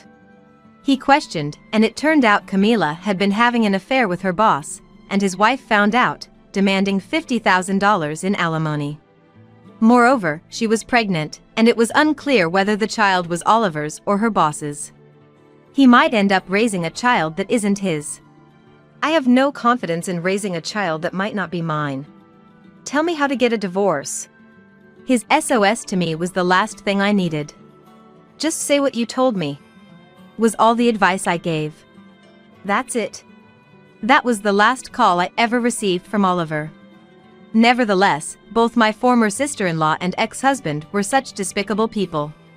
They were both broke after paying us alimony in the divorce suits. Oliver was likely to be fired by Mason now, and with Camila's affair scandal at work, she would probably be fired too, burdened with a hefty debt of $50,000 for alimony. What would they do now? Face bankruptcy? It seemed like a miserable life awaits them, socially and personally obliterated. As for me, I remarried a man who supplies flowers to my shop and am expecting a long-awaited child. I live happily, surrounded by beautiful flowers, a kind and honest husband, and looking forward to holding my lovely child. Despite being called plain, living true to myself is best. I've learned my lesson to stay away from smooth talkers and those who look down on others. No employee by that name works here, I'm afraid. I realized my husband Cody left something behind when he went on a business trip, so I called his office and told his name. To my surprise, they said no such person worked there. What could this mean? Suspicious, I started rummaging through Cody's belongings in his room. Then, from his luggage, I found something shocking, something unbelievable. When I found this astonishing truth, I decided to revenge. My name is Rachel Thunderbolt. This year marks my 3rd year of marriage to Cody. Since I was the only daughter, Cody became an adopted son-in-law of the Thunderbolt family to carry on our name, and his last name became Thunderbolt too. He gladly accepted to take on my family's name. We had a blissful marriage, usually busy with our jobs, but we promised to have a baby someday. I could never have predicted our happy life would come to such a sudden end. It all started on the day Cody left for his business trip. While cleaning his room, I found a large envelope. It looked like important documents for his trip. Oh no! I tried calling Cody, but his cell phone was off and I couldn't reach him. Maybe he was on a plane or on Amtrak train, going through the tunnel. Thinking it urgent, I called his company next. Hello, this is Seven Forest Corporation. I'm Cody Thunderbolt's wife. He forgot something important and I need to contact him right away. Cody Thunderbolt. Please hold for a moment. The man on the phone, presumably Cody's colleague, sounded perplexed. Soon, the call was put on hold, and music began to play. After being on hold for about 3 minutes, the same man returned with an odd word. I'm sorry, but we don't have an employee named Cody Thunderbolt. Are you sure you have the right company? What? But you are Seven Forest Corporation, right? Yes, that's correct, but I was certain it was Cody's workplace. I double-checked the phone number, and it wasn't a common company name. Despite repeatedly confirming the company name and address, they kept insisting they had no employee by that name. All right, thank you. Sorry to bother you. I hung up the phone, utterly confused, but one thing was certain. Cody was lying about something. With a mix of confusion and a desire to find some clue, I searched his room again. And there, in his bag, I found an employee ID card for Seven Forest Corporation. It had his photo on it. He definitely worked there, no doubt about it. But the name written here. It said Cody Harris, a completely different last name. Confused and dizzy, I squatted down. I took a deep breath to calm my mind. Cody had a big secret. Convinced of this, I couldn't just sit still. I went straight to a private investigator to look into his background. Cody's business trip, if his words were right, was for a week. The investigator was skilled, and I got the report before Cody returned. But the content was shocking. To put it bluntly, Rachel Thunderbolt, you're single. What? I don't understand what you mean. Cody has another family. Does that mean he's cheating on me? Well, it's more like you're the other woman. What? According to the investigator, there was no marriage record between me and Cody. He had another family, with whom he was legally married, so they were his real wife and children. Was I not married? What does this mean? It was a shockingly unbelievable fact. After receiving the report from the investigator, I couldn't say anything and rode the bus home, absent-minded. We'll need quite a bit of money for a wedding, huh? I can't afford it right now, but one day we'll definitely have one. I'll work harder so we can also go on a honeymoon. 3 years ago, Cody said that with a refreshing smile and promised, "It's okay if we don't have a wedding. I'm happy as is." I smiled and said that. His parents had passed away, leaving him all alone, so we only reported our marriage to my parents. Since I was the only daughter, he took the initiative to take on the Thunderbolt name. Of course, my parents were delighted with this. We signed the marriage application, but around that time, I got busy at work and couldn't find time to go to the city office with him. "Rachel, you're busy, right? I'll submit it when the time is right." So, I entrusted him with the application, assuming he had submitted it. But in reality, he never did, and so Cody and I were just strangers. We both had different jobs and social insurance, and we kept our finances separate. So, something that should have been apparent from tax documents or something went completely unnoticed. Cody must have known and done it on purpose. I believed we were married and lived as such. Thinking about it made me feel a deep anger rising within me. A week passed, and it was the day Cody returned home. I left work early to wait for him. Cody, we need to talk. As soon as he entered the living room with the carry-on bag he used for his trip, I talked to him. "What?" "I have souvenirs, you know," he said nonchalantly. Seeing that just made me angrier. Your real name is Cody Harris, isn't it? What? I confronted Cody with the employee ID card I found in his room, and he looked shaken for a moment. Well, I just kept Harris as my name at work. What are you talking about? When we met, you called yourself Cody Smith. Did I? I don't remember. Cody tried to feign ignorance, but I presented him with the private investigator's report. I went behind your back, sorry, but I had a private investigator look into you. You have another family, and I was just a fling, right? He seemed taken aback by the evidence but quickly tried to regain composure with a smile. It wasn't just a fling. I take everything seriously. Don't give me that. You clearly said you'd submit our marriage application. Did I say that? Then how come we're not married? Why is that? Cody kept making irresponsible words, trying to dodge my questioning. His careless attitude only made me more stressed. You were the one who said, "It's okay if we don't have a wedding." I'm happy as is. That's different. This is a case of bigamy, a violation of the law. That's fine. Since I never submitted the marriage application with you, it's not bigamy. So my feelings don't matter at all. Finally, my anger exploded. I slammed the table, causing a glass to topple and water to spill onto the floor. Ah, you're so noisy. I didn't think you were such a troublesome woman. Cody picked up his carry-on bag again and opened the living room door. Then, I'm going home. Going home? Where to? To my real home, obviously. It seems like a hassle to stay with you now. I won't come here for a while. Cool off in the meantime. Leaving these words as if I was the villain, Cody left the house. Coward! Irresponsible man! I threw a tissue box, but the front door closed mercilessly, and Cody never came back after that. I won't let this go. Didn't he realize in these 3 years that I'm not a woman who would just let things slide? I decided to make Cody pay for this.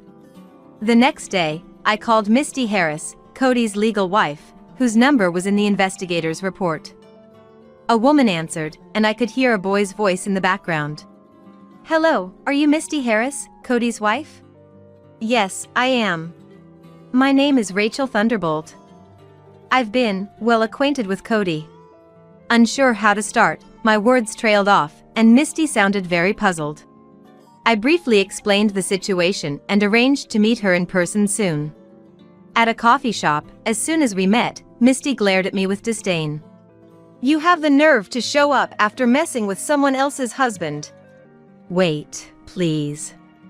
I'm a victim too." I showed her the investigator's report and explained everything in detail. I still can't believe I was the other woman. Cody doing such a thing. Unforgivable. Misty believed me after seeing the evidence and was visibly furious. "I understand the situation now. Not only did he play with your feelings, Rachel, but he's also been deceiving me all this time. So, I want to punish Cody, and I need your help." "Alright, I'll help you." And so, we conspired together to plan our revenge on Cody. The day of reckoning came. On his day off, Cody was relaxing in front of the TV at Misty's house. Their elementary school-aged child was out with friends, so seizing the moment, I stormed into the house. "Your other wife has graciously come to visit," Misty announced, leading me to the living room. Cody, who had been lounging, sprang up in shock at the sight of me. "Geez! Rachel!" "Long time no see, Cody." "What? Why? How?" Cody, in confusion, pointed alternately between us. "What's this? When did you two meet?" "Misty and I have become very close friends." "Huh." At that moment, the doorbell rang, and Misty's parents, along with Cody's, arrived, looking furious. Cody, who was lounging around in sweatpants, straightened up quickly. What? What brings everyone here together?" He was completely intimidated by their devilish expressions. "Rachel, did you set this up?" "I got Misty's help too." "So, Cody, you have no allies here." By yesterday, Misty had already told her parents that Cody was cheating. I had managed to get the contact details of Cody's parents, who were actually alive, and sent them a registered letter with the investigator's report and a summary of everything that had happened. And I called them here for Cody's punishment. "What are you doing? What's your aim with all this? First, you have something you need to do, right? You know what it is? You want money?" "No. You should start with an apology." Pressed by my stern words, Cody looked pleadingly at Misty, who just stared back expressionlessly. "We'll demand compensation after you've done what you should. Right, Cody?" Misty and I towered over Cody, who had squatted down in exhaustion. Both Misty's and Cody's parents surrounded him with stern looks. "Wait, if you two are getting along so well, there's no need to fight, right? Why not keep things as they are, maintain both families?" Even in this situation, Cody tried to escape responsibility. He was just alpha an irresponsible person. "I like both of you. I wanted to maintain good relationships, something like that." His shameless attitude was almost refreshing in its thoroughness. But both sets of parents berated him fiercely. "Are you joking? Don't you feel sorry for Misty and Rachel?" Shouts and tearful voices filled the air, and Cody shrank back, letting out a pathetic whimper. I took a deep breath and spoke calmly. "I understand exactly what you want." "You do? So we can keep things this way, right?" "No way! I'm utterly disappointed. I'm breaking up with you. And I'll be expecting compensation, so make sure you're prepared." "What? No." As I declared my decision to part ways, Misty followed suit. "I'm divorcing you too. Expect to pay compensation and child support." I don't ever want to see your face again. Get out! Cody looked up at me, his eyes tearing, and tried to plead.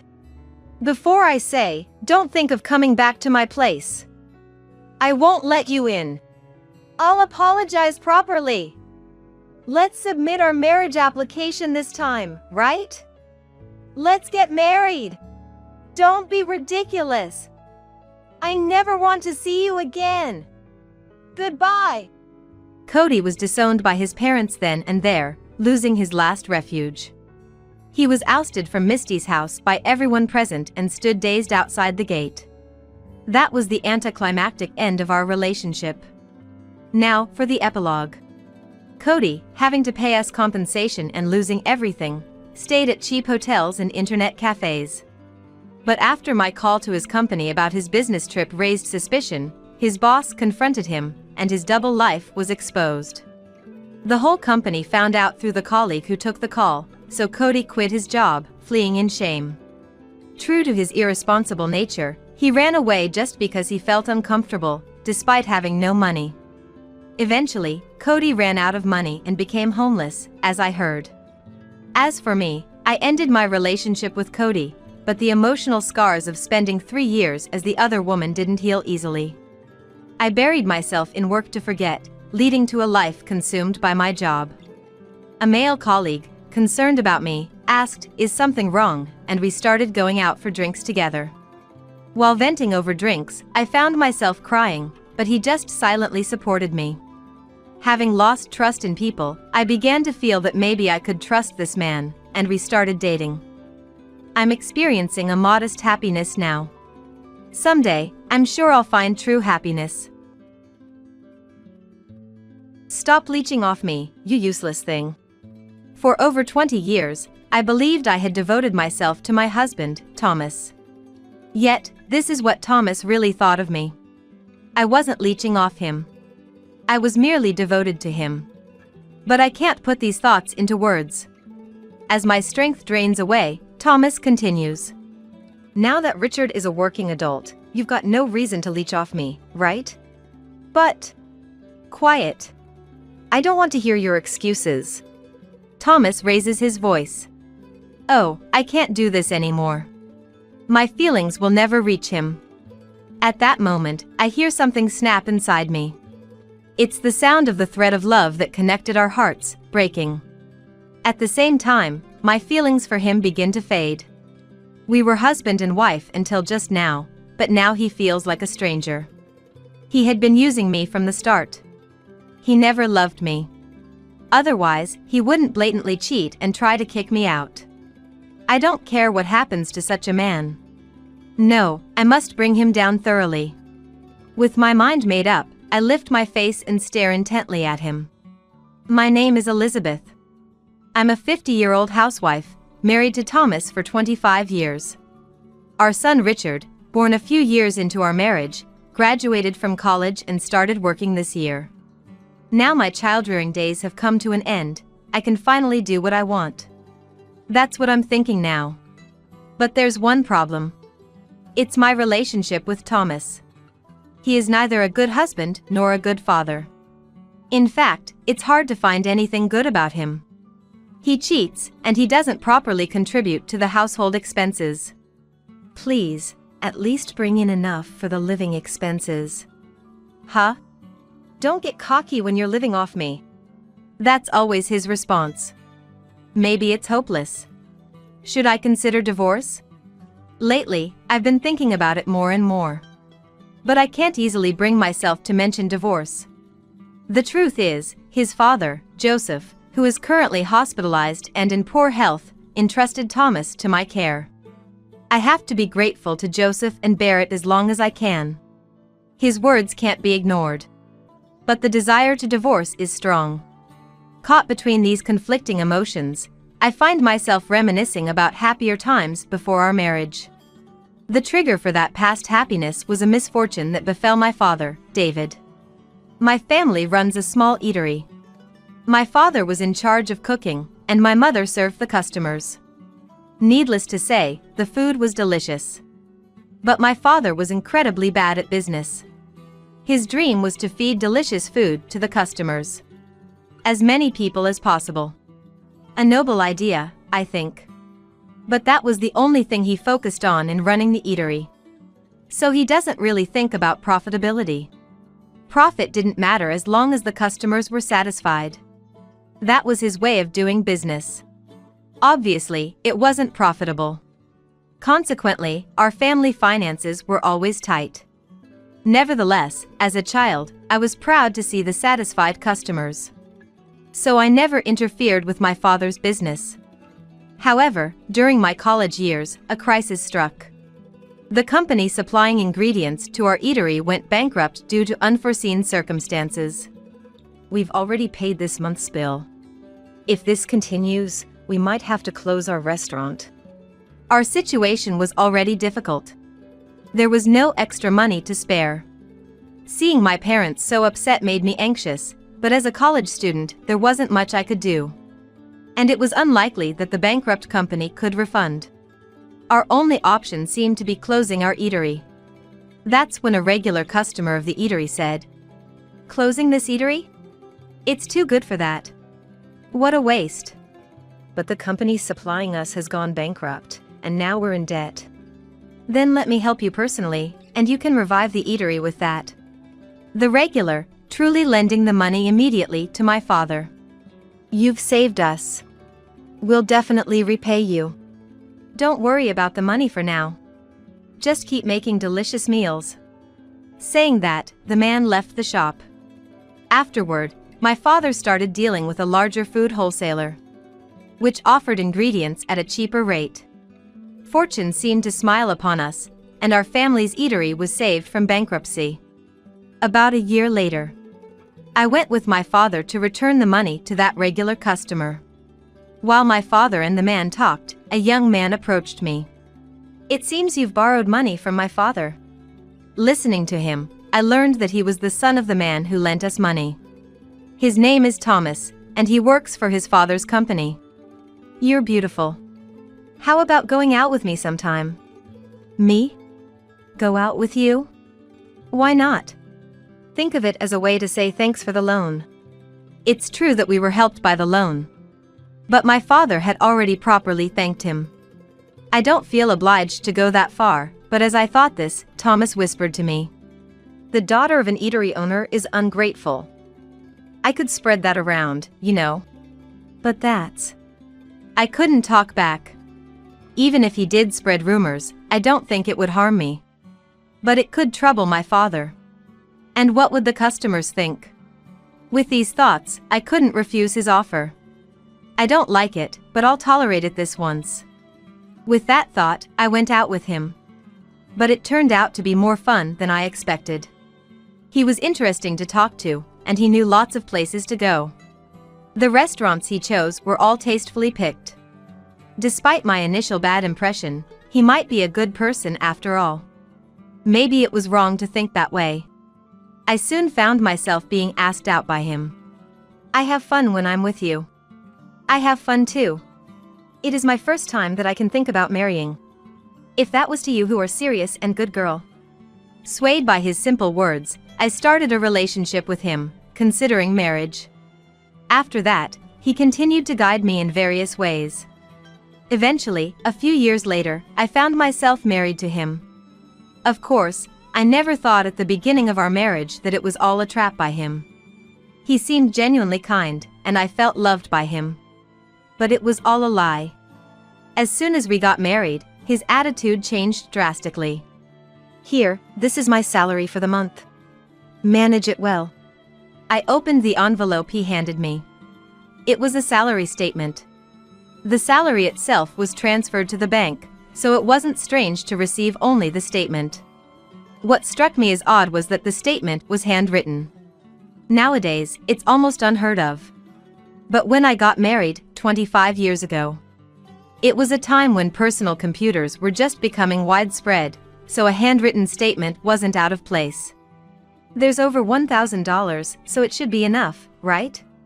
I murmured to myself, trying to be convinced. I managed our life with that small amount of money. As our marriage continued, I gradually felt something was off. It was his lifestyle. He left home at a fixed time every morning. But his return was never at a set time. It varied day by day. I'm busy with various jobs as my father's successor. Then, could you call before coming home? Stop nagging. All right, I'll call. He shouted. His attitude made me feel even more uneasy. Maybe he's out playing around. Perhaps he even has an affair. I had these thoughts, but I was too scared of his shouting to confront him. In the end, I couldn't say anything, despite my doubts about his behavior. Eventually, our son Richard was born.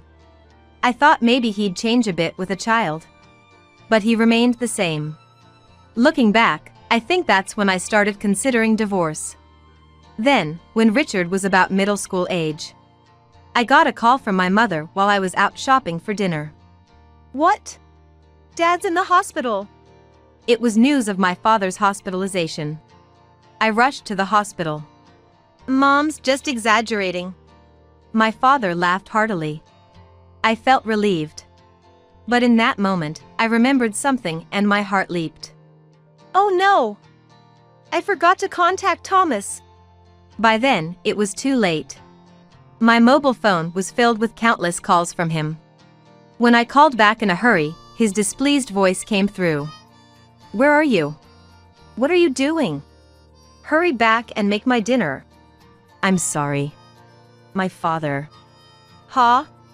Your father? Your own father? Thomas asked in a slightly harsh tone. I answered in a small voice. Yes. He was suddenly hospitalized. Your father has nothing to do with it. You are my wife.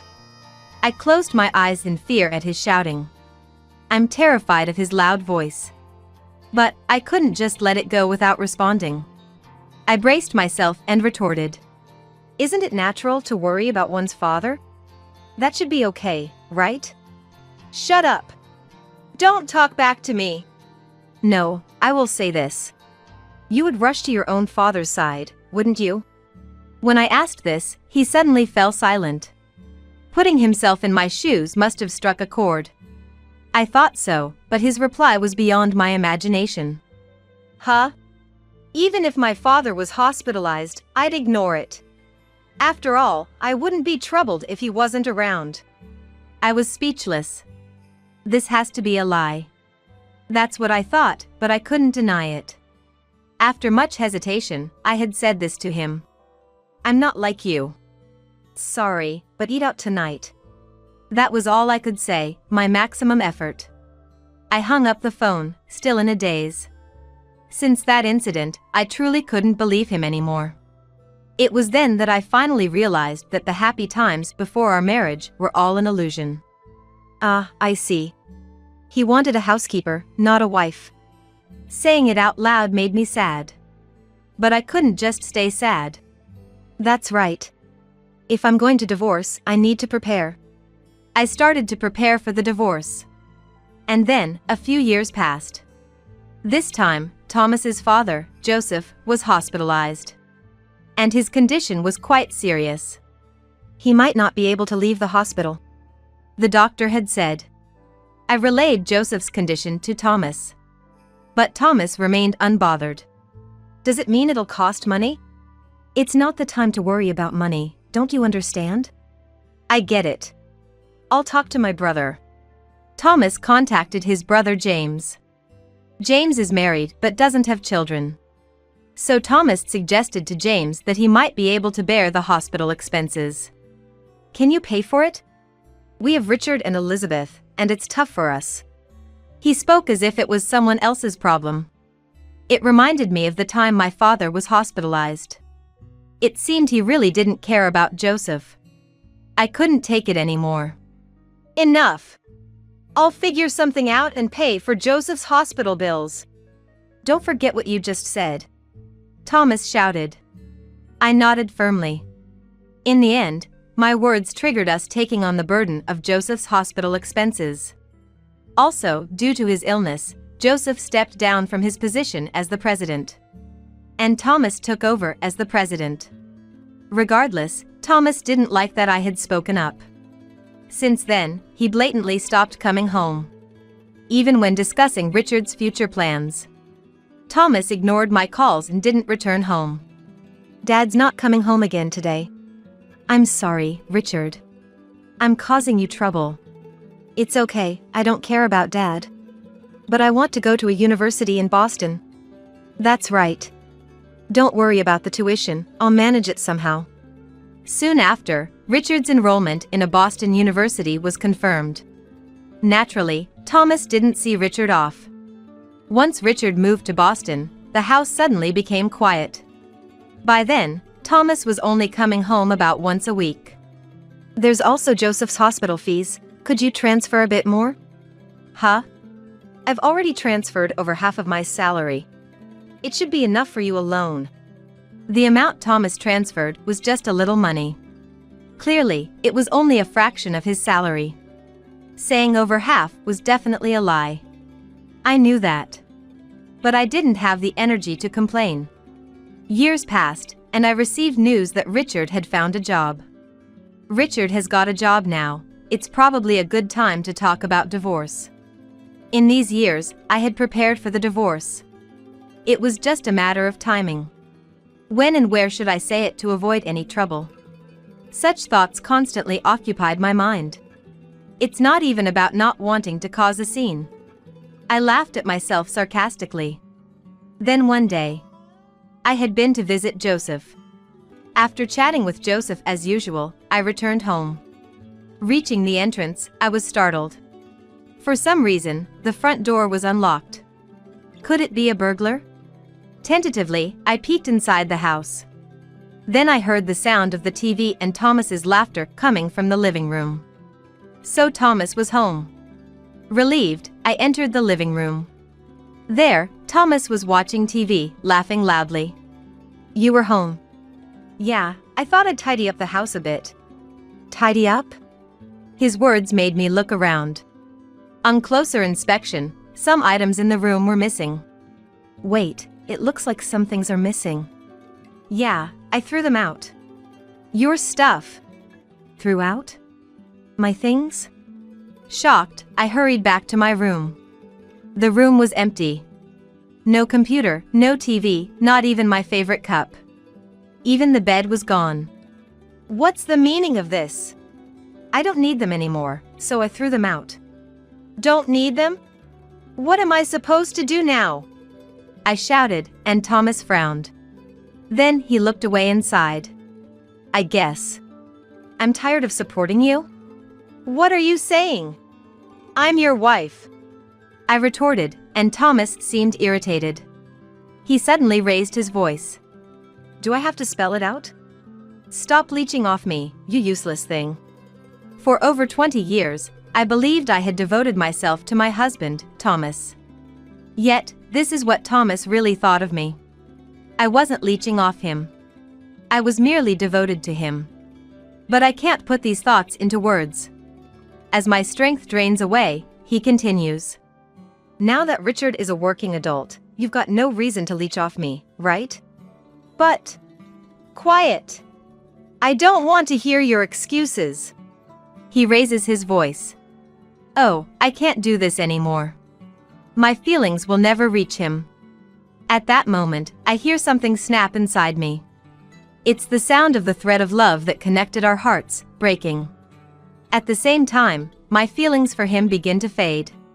We were husband and wife until just now, but now he feels like a stranger. He had been using me from the start. He never loved me. Otherwise, he wouldn't blatantly cheat and try to kick me out. I don't care what happens to such a man. No, I must bring him down thoroughly.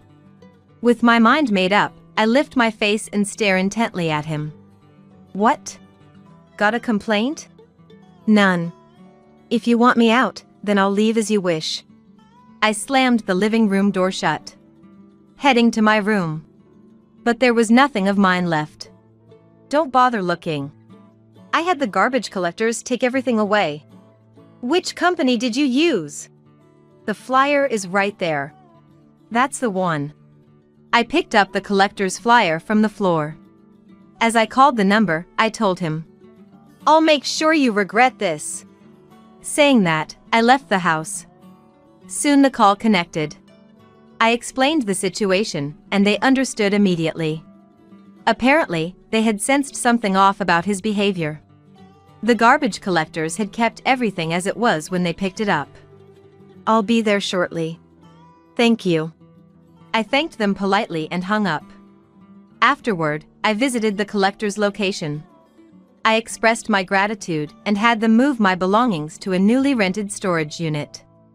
I was relieved to find my belongings safe. He shouldn't think I'll just let this go. Grinding my teeth, I called Richard. I briefly explained the situation and then said, "So, I've decided to move out, considering a divorce. Richard, prepare yourself, okay?" "Oh, okay. Bye." Richard quickly ended the call. He seemed scared of me. Was I that angry? I wondered, storing my mobile phone in my bag. Then I headed to a nearby business hotel. Actually, I had already decided where to move. The reason was simple. I was planning to discuss divorce with Thomas soon. Divorce and then move there. That was my plan for starting a new life. Well, it's just a bit earlier than planned. Honestly, I wasn't in trouble. It was just moving things forward by about 2 weeks. 2 weeks in a hotel. What a waste. Can't be helped. But as a housewife, I couldn't help but think it wasteful. Maybe I should bill him for this hotel stay? Well, whatever it is, brace yourself, Thomas. I muttered and then started working on my post-divorce plans. About 10 days into my stay at the business hotel, Thomas called me during lunch. As soon as I answered, Thomas raised his voice. You took my money. What are you talking about? Don't play dumb. It's about Dad's hospital bills. The hospital just called asking for payment. Oh, that's what he's talking about. I sighed as I replied. You should be the one paying, shouldn't you? I'm no longer related to this, having been kicked out. You've been receiving living expenses from me. It should have been paid from there. Yes, that's true. But isn't the debit card for that bank account with you now? I retorted calmly. However, I knew there was no money in that bank account. That's why I couldn't stop laughing. I have the debit card, but there's no money in it. That's why I'm saying you took it. I didn't take anything. Don't lie. Who else could use it? Didn't he realize that he had transferred too little? I replied in disbelief. It was just too little money from the start. If there's no money for the hospital bills, why not use your own allowance? Allowance. He started to panic, visibly confused. It seemed he thought I was unaware. Since the beginning of our marriage, he had been giving me handwritten salary statements. It was to hide the fact that he was siphoning off a portion of his salary. In other words, the skimmed money was his allowance. I once asked Joseph about your salary. How much is Thomas earning? So, that's. He looked puzzled but told me. So, I knew about the skimmed money. As I told him, he fell silent. There was a long silence, making me wonder if the call had dropped. Then suddenly, he raised his voice. What's wrong with using the money I earned? It's your fault for using up the money I gave you. Okay. So? We're getting divorced. I'm going to demand compensation. You'll pay back the money you spent. At that, I sneered. Perfect timing, I had evidence. Now Thomas couldn't escape the truth. I responded with a smile. Oh, thank you. I wanted to get divorced too. Come to my place for the divorce discussion. What? No, but. You want to divorce, right? I've prepared evidence of your affair and am waiting. Though I couldn't see him, his voice sounded strained. Evidence of an affair? What are you talking about? No use pretending. I have the evidence photos. Evidence photos? I could almost see him getting pale. Suppressing my laughter, I continued. Then, I'll give you the address. Let's meet next Sunday to discuss in detail. I gave him the address of a certain location and quickly ended the call. I had successfully set up the divorce confrontation. Now, if only I could make him apologize. Honestly, that would be the trickiest part. I steeled myself for the upcoming meeting. On the promised Sunday. I was already at the meeting place before the scheduled time. I wondered when he would arrive. Looking around, I spotted Thomas in the corner of my eye. Over here! I waved and called out. He looked up, surprised. Here? Yes. Didn't I give you the address? But, this place, whose mansion is it? Thomas looked behind me. There stood a mansion worth about $1 million. Much larger than a normal house, with a garden. A 3-story building with a basement and a theater room. Luxury cars parked in the built-in garage. Pointing at the mansion, I said with a smile. This is my house. It's newly built, so it's beautiful, right? Your house? Yes. I thought I'd live here after the divorce, so I started building it a while ago. Yes, the place I had called him to was my newly built house. Thomas, thinking of me as just a housewife, was understandably shocked. Pushing him from the back, I led him into the house. I guided him to the living room. Let's start our discussion. This is my lawyer. I introduced my waiting lawyer. But Thomas was too distracted. Restless, his gaze never settled. He kept looking around, not even trying to see the evidence photos of his affair on the table. Also, he didn't respond when spoken to. Frankly, the discussion was unproductive. Eventually, he asked in a quiet mutter. How did you afford this house? While thinking, is that what you're curious about? I answered. I just bought it, normally. Liar! A housewife can't afford to buy a house. It's said that to buy a $1 million house, one needs an income of around $150,000 per year. But I have that kind of income. So, I answered calmly. I earn that much. Do you have a problem with that? No, but how? I started helping out at a friend's company, and before I knew it, things turned out like this. The story goes back a few years. When I decided to divorce during my father's hospitalization turmoil, I started preparing for it. The first thing I did was look for a job. I wouldn't be able to live without a job after the divorce. So, I searched for a job to sustain myself. But good jobs aren't easy to find. That's when I consulted my close friend Linda. Why don't you help me out with my work? What kind of work do you do?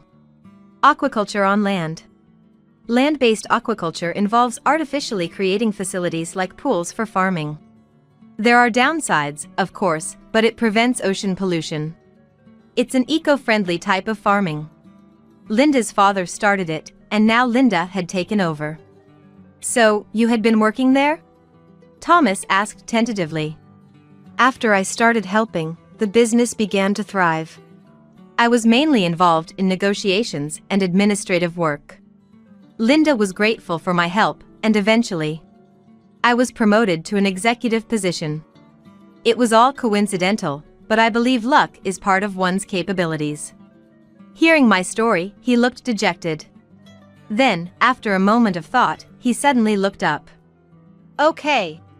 Let's pretend this divorce talk never happened. How about we start over? As he spoke nonsense, I coldly replied. Are you crazy? No, I genuinely want to start over with you. Thomas pleaded fervently. But seeing that he was only dazzled by my money, I retorted with a raised eyebrow. I refuse to be with someone who cheats. And someone who neglects Joseph. No, about my father. Enough. You don't know, but I was the one paying for Joseph's hospital bills. The money Thomas gave me was really just a little. After paying for food, utilities, and other expenses, there was usually nothing left, sometimes not even enough. He only gave me that much. Obviously, there was no way to pay Joseph's hospital bills with it. At first, I managed somehow, but later I paid them with my salary. And yet, you never listened to me or visited Joseph. Well, that's because I can't trust someone like that. I raised my voice, and he fell silent. Then, the lawyer discussed the compensation.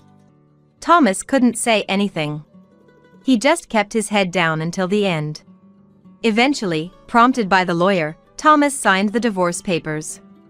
The compensation was set at $30,000. So, now that the divorce is settled, you'll pay Joseph's hospital bills. Ah. Thomas nodded reluctantly. At least he didn't argue. I felt relieved. Finally, I sent him away, as if chasing him out. It's over at last. The only regret was that he never apologized. But I had one last card to play. If I played it, he would apologize. Thinking that, a smile crept onto my face. A few days later, after leaving the company, someone called out to me from behind. Hey, Elizabeth! Turning around, I saw Thomas standing there. Don't address me so familiarly. We're divorced. Shut up! What did you do? He looked at me with an angry, red face. His reaction told me everything. Ah, he must have heard that news at the company. I smiled and responded. What do you think I did? Don't joke around. Tell me how you got me fired. He stomped his foot. His frustration amused me, and a smile escaped. Isn't it your own fault? Getting punished for having an affair with the office clerk? His affair partner was a clerk at his company. Apparently, he did whatever he wanted because he was the president. After deciding to divorce, I reported the matter to Joseph. While Joseph regretted our divorce, he was furious about Thomas's actions. When I showed him the affair evidence photos, Joseph became even more angry. Then he said to me, I want to transfer all my company shares to you. To me? What about Thomas's brother? No, to you. Use them to dethrone Thomas from his position as president. That was Joseph's plan. His company is a corporation. For a president or any executive appointment, a shareholders' meeting resolution is necessary. Of course, it can also be decided by a board of directors resolution. However, Joseph's company isn't very large. He holds most of the issued shares. This means that as a shareholder, he could make decisions alone. But it's common for small company presidents to hold the majority of shares. If I inherited all of Joseph's shares, I could exercise the voting rights alone. Nevertheless, Thomas's dismissal wasn't my decision. I informed James about acquiring the shares, and only reported Thomas's affair. The rest was up to James' judgment. James was considerate. James, huh? Why would he do whatever you say? It's not about following my orders. It's about doing what's best for the company. As I said this, Thomas collapsed on the spot. Then, he began to mutter apologies. I was wrong. I'm sorry, please forgive me. I won't. If things stay this way, I'll have no job and be left destitute. That's not my concern. It's all his responsibility. I won't forgive you even if you apologize. Please! Forgive me! I'm begging you! He apologized profoundly right there. I turned my back. Sorry, but there's nothing I can do. Why not? If you own the shares. I sold them to James and his wife. I don't want anything to do with you anymore. At that moment, I heard his sobbing. Of course, I pretended not to hear and walked away. After his dismissal as president, Thomas had to leave the company.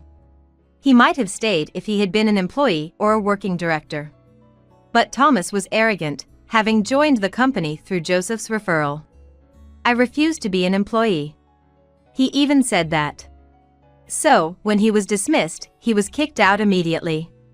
Now he's working a part-time job at a grocery store, but re-employment at his age is difficult. He's likely to spend his old age in regret and without money. As for me, being divorced allowed me to focus more on my work. There's no talk of remarriage, but I have a few male colleagues. Spring might come again for me. I was thinking about this when Richard called. I'll bring my girlfriend over sometime. That's great. I'm looking forward to it. I failed in marriage, but I don't want Richard to. But I'm sure he'll be fine. Richard is much more sensible than me. I want a divorce. Fine, but I'm not paying any alimony in a divorce trial, you know? You don't work, so you must not have any money. Are you okay with that? More than money, protecting my own happiness is much more important. I don't want to stay in this house, nor do I want to live with this man. I'll definitely divorce and make you regret it.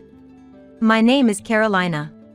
I was born and raised in the countryside, 58 years old, and picking mountain vegetables becomes my hobby when the weather gets warm.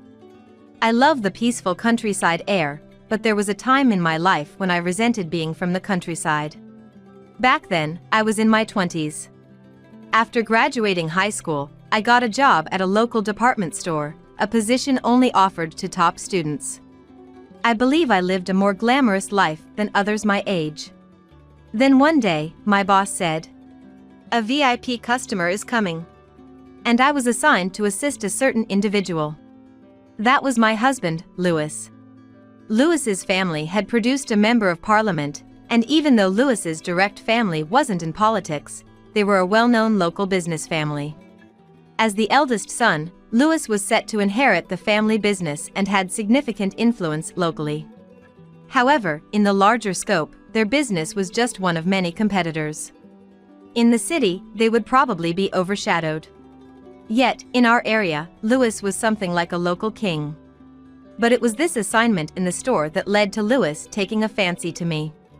People around me said things like, "Marrying a rich man, you're so lucky, your future is secure." But I wasn't happy at all. Louis's family, the Warners, had a lot of bad rumors because of their influence locally. Arrogant, quick to fire employees they didn't like, secretly dating several pretty female employees. How much of it was true, I, a recent high school graduate, couldn't tell. But where there's smoke, there's fire. There must be some truth to the issues they faced. Louis's approach was persistent, no, passionate, and he often waited in his car outside my workplace until I finished work. He gave me bouquets, treated me to dinners at fancy restaurants, various ways of showing his affection. However, as I talked more with Louis, I started to think. Despite all the rumors about his family, maybe he's a serious and good person? So, I started dating him, and eventually, we got married. Right after our marriage, my in-laws gifted us a house. They said it was a wedding present. I was used to more modest wedding gifts, so it surprised me. Louis accepted it as if it were normal. I realized then that we lived in different worlds. I never imagined that this house would turn out to be akin to a devil's dwelling. After moving in with Louis, his mother, Catherine, started visiting our home frequently. Mostly without a specific reason, I just had to listen to her complaints about my father-in-law, Hector, all day. Apparently, Catherine had many issues with Hector. He doesn't pay attention to her, isn't grateful, even the argument they had 10 years ago. There's no end to Catherine's unpleasant stories. Not only about Hector but also about the family driver's way of speaking, the attitude of the company secretary, even the neighbor's clothing. She found something to complain about in everything. It was stressful having to listen to these stories every time. Even it would be still acceptable if you're helping with a family business, it's a disgrace to work outside as a Warner family daughter-in-law. As she said so, I had quit my job at the department store after getting married, so I had no way to avoid her frequent visits. Initially, she visited mostly on weekdays when Louis was away, but gradually she started coming over on weekends too. That probably wasn't good. Even though we were newlyweds, Louis began spending more time away from home. Catherine doted on him. Regarding our marriage, she had said, "I wouldn't have allowed it if she wasn't a woman I approved of." And there were quite strict conditions for a marriage partner. I wasn't highly educated, from a good family, or skilled in household chores as she wanted, but my ordinary face and knowing my place were preferred. A son's wife shouldn't be opinionated, always walk behind the men of the Warner family, it seems. Perhaps because I wasn't too flashy, my ordinary face was favored. My demeanor. I was just scared to speak with someone from a powerful family, but they took it as knowing my place. Thanks to that, now I can't say, "Catherine, I've heard this complaint from you before." Half a year into the marriage, Louis hardly came home, and I started to wonder if I married him or Catherine. Then, his affair was discovered. One night, when he returned home in a company car, I accidentally witnessed from the window him kissing a woman in the back seat before parting ways. The driver didn't seem particularly flustered. As soon as they finished their exchange, the driver smoothly drove off, as if accustomed to their affairs. Hey! What was that just now? Naturally, I confronted Louis, who entered the house with a calm face. I couldn't forgive infidelity less than a year into our marriage, especially after such a passionate pursuit before marriage. However, his reaction was completely different from what I expected. Don't make a fuss over one or two women. Instead, prepare dinner. I was speechless at his attitude, untying his tie and heading to the living room. He wasn't even trying to hide it, but rather being defiant. Wait. Explain. Who was that woman? You're noisy. She's a woman from the company. A new employee, I'm just looking after her. You're a high-ranking official. You're not in a position to look after new employees. What kind of care are you providing? Enough, I'm tired. Be quiet. With that, he forcefully shook off my hand. I was pushed hard on the shoulder and fell to the floor. Calm down. I'm displeased, I'm taking a shower. Leaving me with a cold gaze, he really went to take a shower. The sound of the shower echoing in the room felt emptily surreal, and I deeply regretted marrying such a person. The next day, Catherine, as usual, came to our house and spoke to me in a clearly bad mood. "Carolina, sit down there." What? Confused, I was forcibly pushed to the floor by the secretary who entered the room with her. What is this about? You yelled at Louis yesterday, who was tired from work, didn't you? Is that what a wife does? How do you know that? But that's because I saw him kissing a woman in front of the house. It's natural to ask what that was about. I was told by him to warn you. Honestly. As a Warner family woman, you should turn a blind eye to one or two outside women. Are you saying I should tolerate infidelity and pretend not to see it? Great men in the past had many women. That's what it means to have power. I can't accept this. This family is really strange. That's it. I'm divorcing Louis. Saying it out loud made me tear up for the first time. Despite everything, I did love Louis. I never imagined choosing to leave him in such a manner on our wedding day, but... There's no way I'll allow that. What nonsense are you talking about? I involuntarily shrank back at Catherine's furious demeanor. After a heavy sigh, Catherine took out her mobile phone and made a call to somewhere. "Hi, yes, sorry Hector. Could you come home for a moment, is it okay now?" "Yes, understood." As soon as she hung up the phone, she glared at me and said, "We're going to our house." Despite my resistance, I was forcibly dragged by the secretary, put in a car, and taken to my in-laws' house. Or more precisely, to the barn of my in-laws' house. Shortly after our arrival, Hector, father-in-law, also appeared. It seems he was the one Catherine had called earlier. "Carolina, you said you wanted a divorce?" Hector sneered at me. "Yes. I'm sorry, but that's not acceptable. We can't have a scandal of a Warner family man being left by his wife." I don't care about that. Just as I tried to argue back, he grabbed my hair. "Listen, what I and Louis say is absolute. You have no right to refuse. Understand that until you calm down." Saying this, he roughly let go of my hair, and I staggered backward. "Let's go," Hector commanded. "Just do your duty." Catherine left these words behind and walked out of the barn with Hector. Hearing the sound of the key, I realized I was locked in. Panicking, I banged on the door and screamed to be let out, but someone who seemed to be the secretary said through the door, "I'm afraid that's not possible," and then ignored me completely. 12 hours later, locked in the hot and humid barn, I was on the verge of dehydration when I was finally released. Exhausted, Catherine asked me, "Have you calmed down?" and handed me a bottle of water. Drinking the water hastily made me feel sick, and I was too exhausted to think. Far from calming down, I couldn't think of anything. Led by Catherine into the house, I saw Louis and a woman next to him. "Have you reflected?" "Carolina. I'm willing to forgive you if you have. I still like you." Seeing his smiling face made my spine chill. "No, I can't have a conversation with this person. And, starting today, this lady will live with us too. This is Lisa. Get along." Looking at the woman, I vaguely remembered the scene. This woman was the one he was kissing.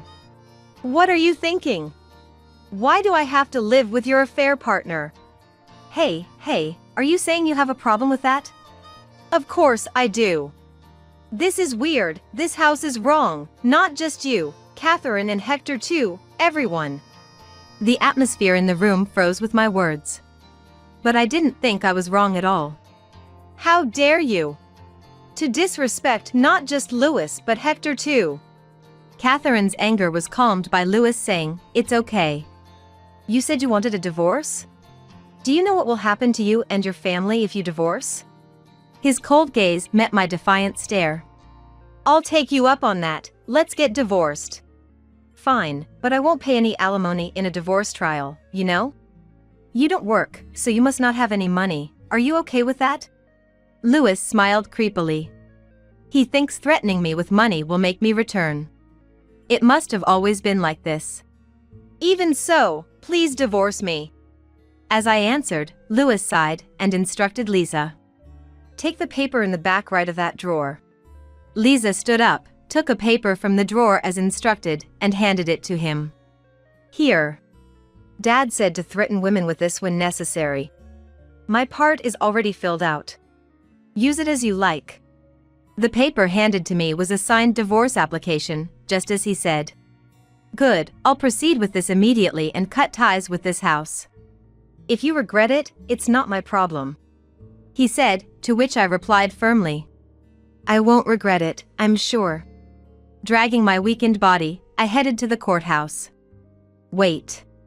With such a dirty look, even if you're pretending to be someone else, if a woman from the Warner family is seen walking outside at night, it'll be a shame, so use our car.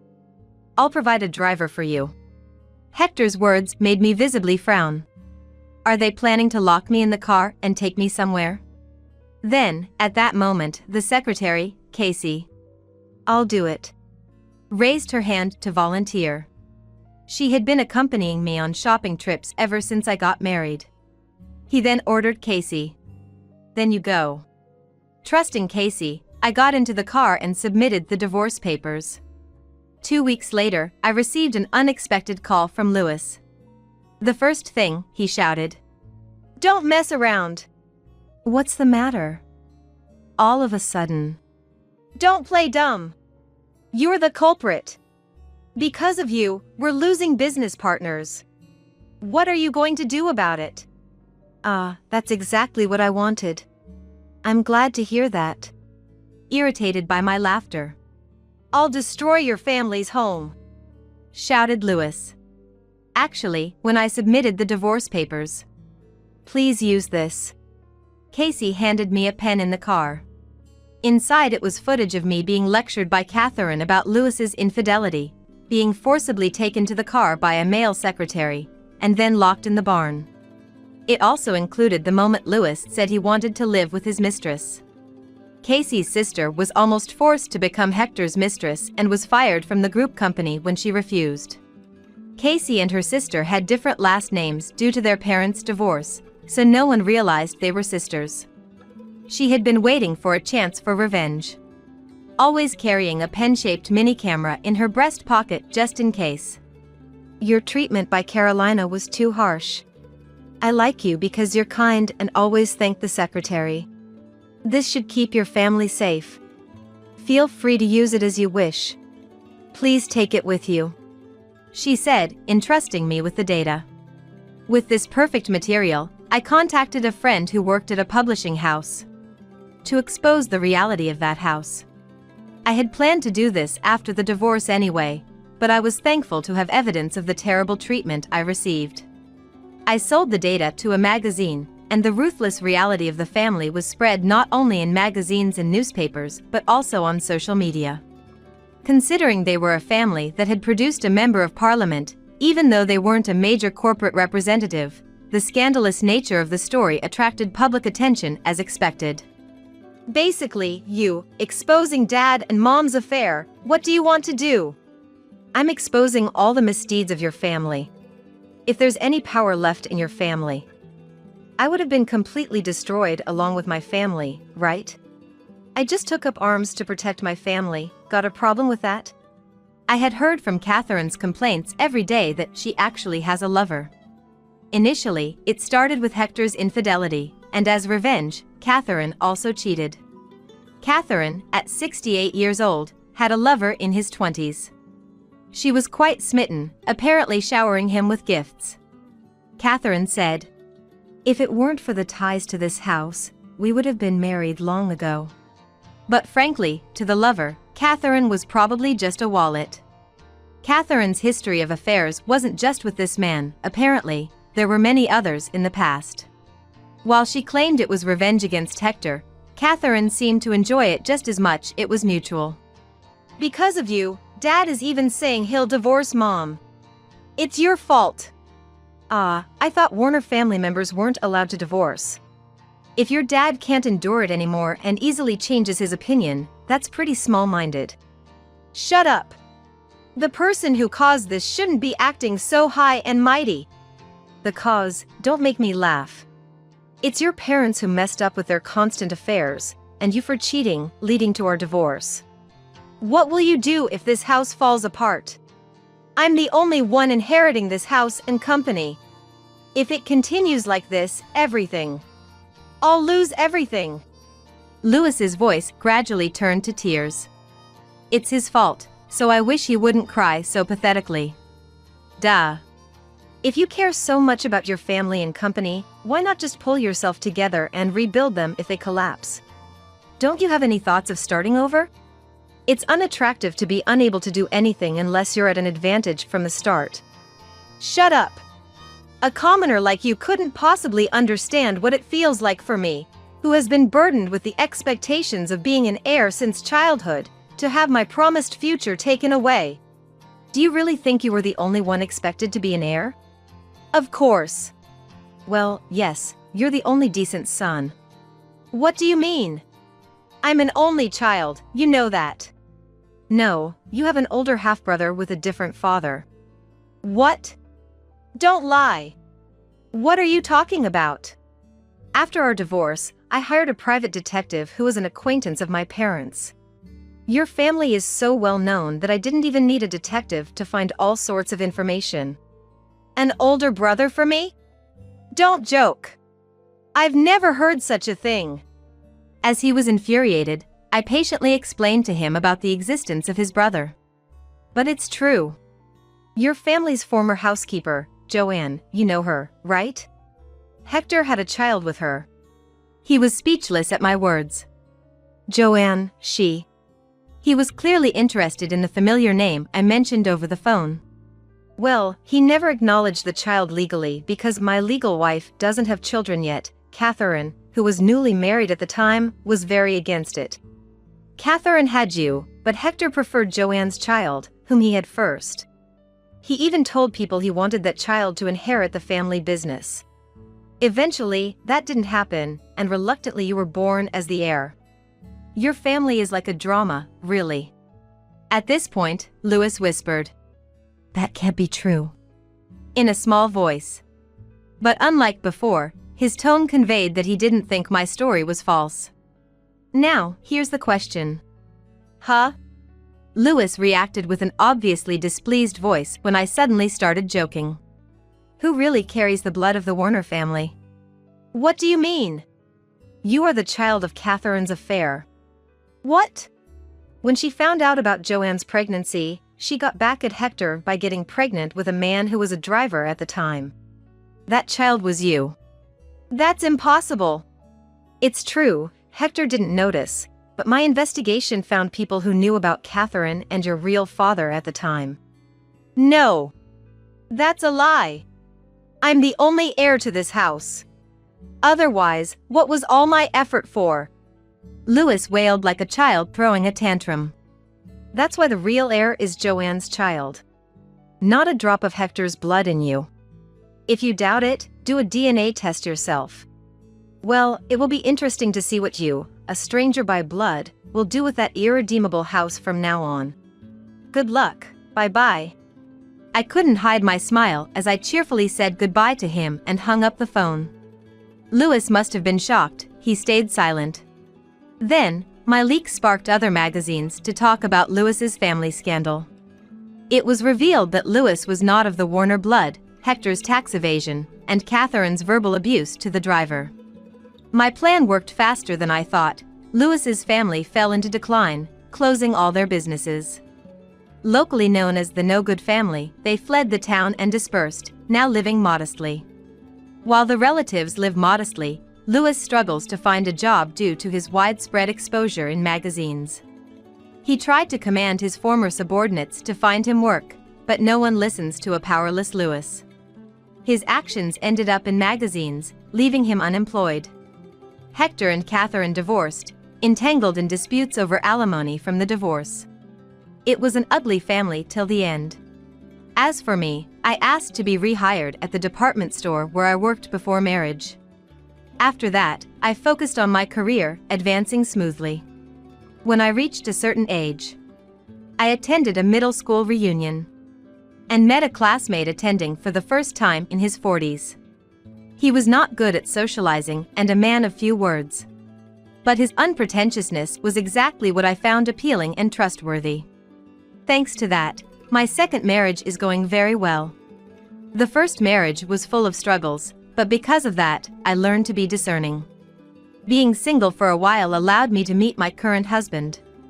In a way, my life hasn't been a waste. I even feel a little grateful to Louis. That's how I feel now.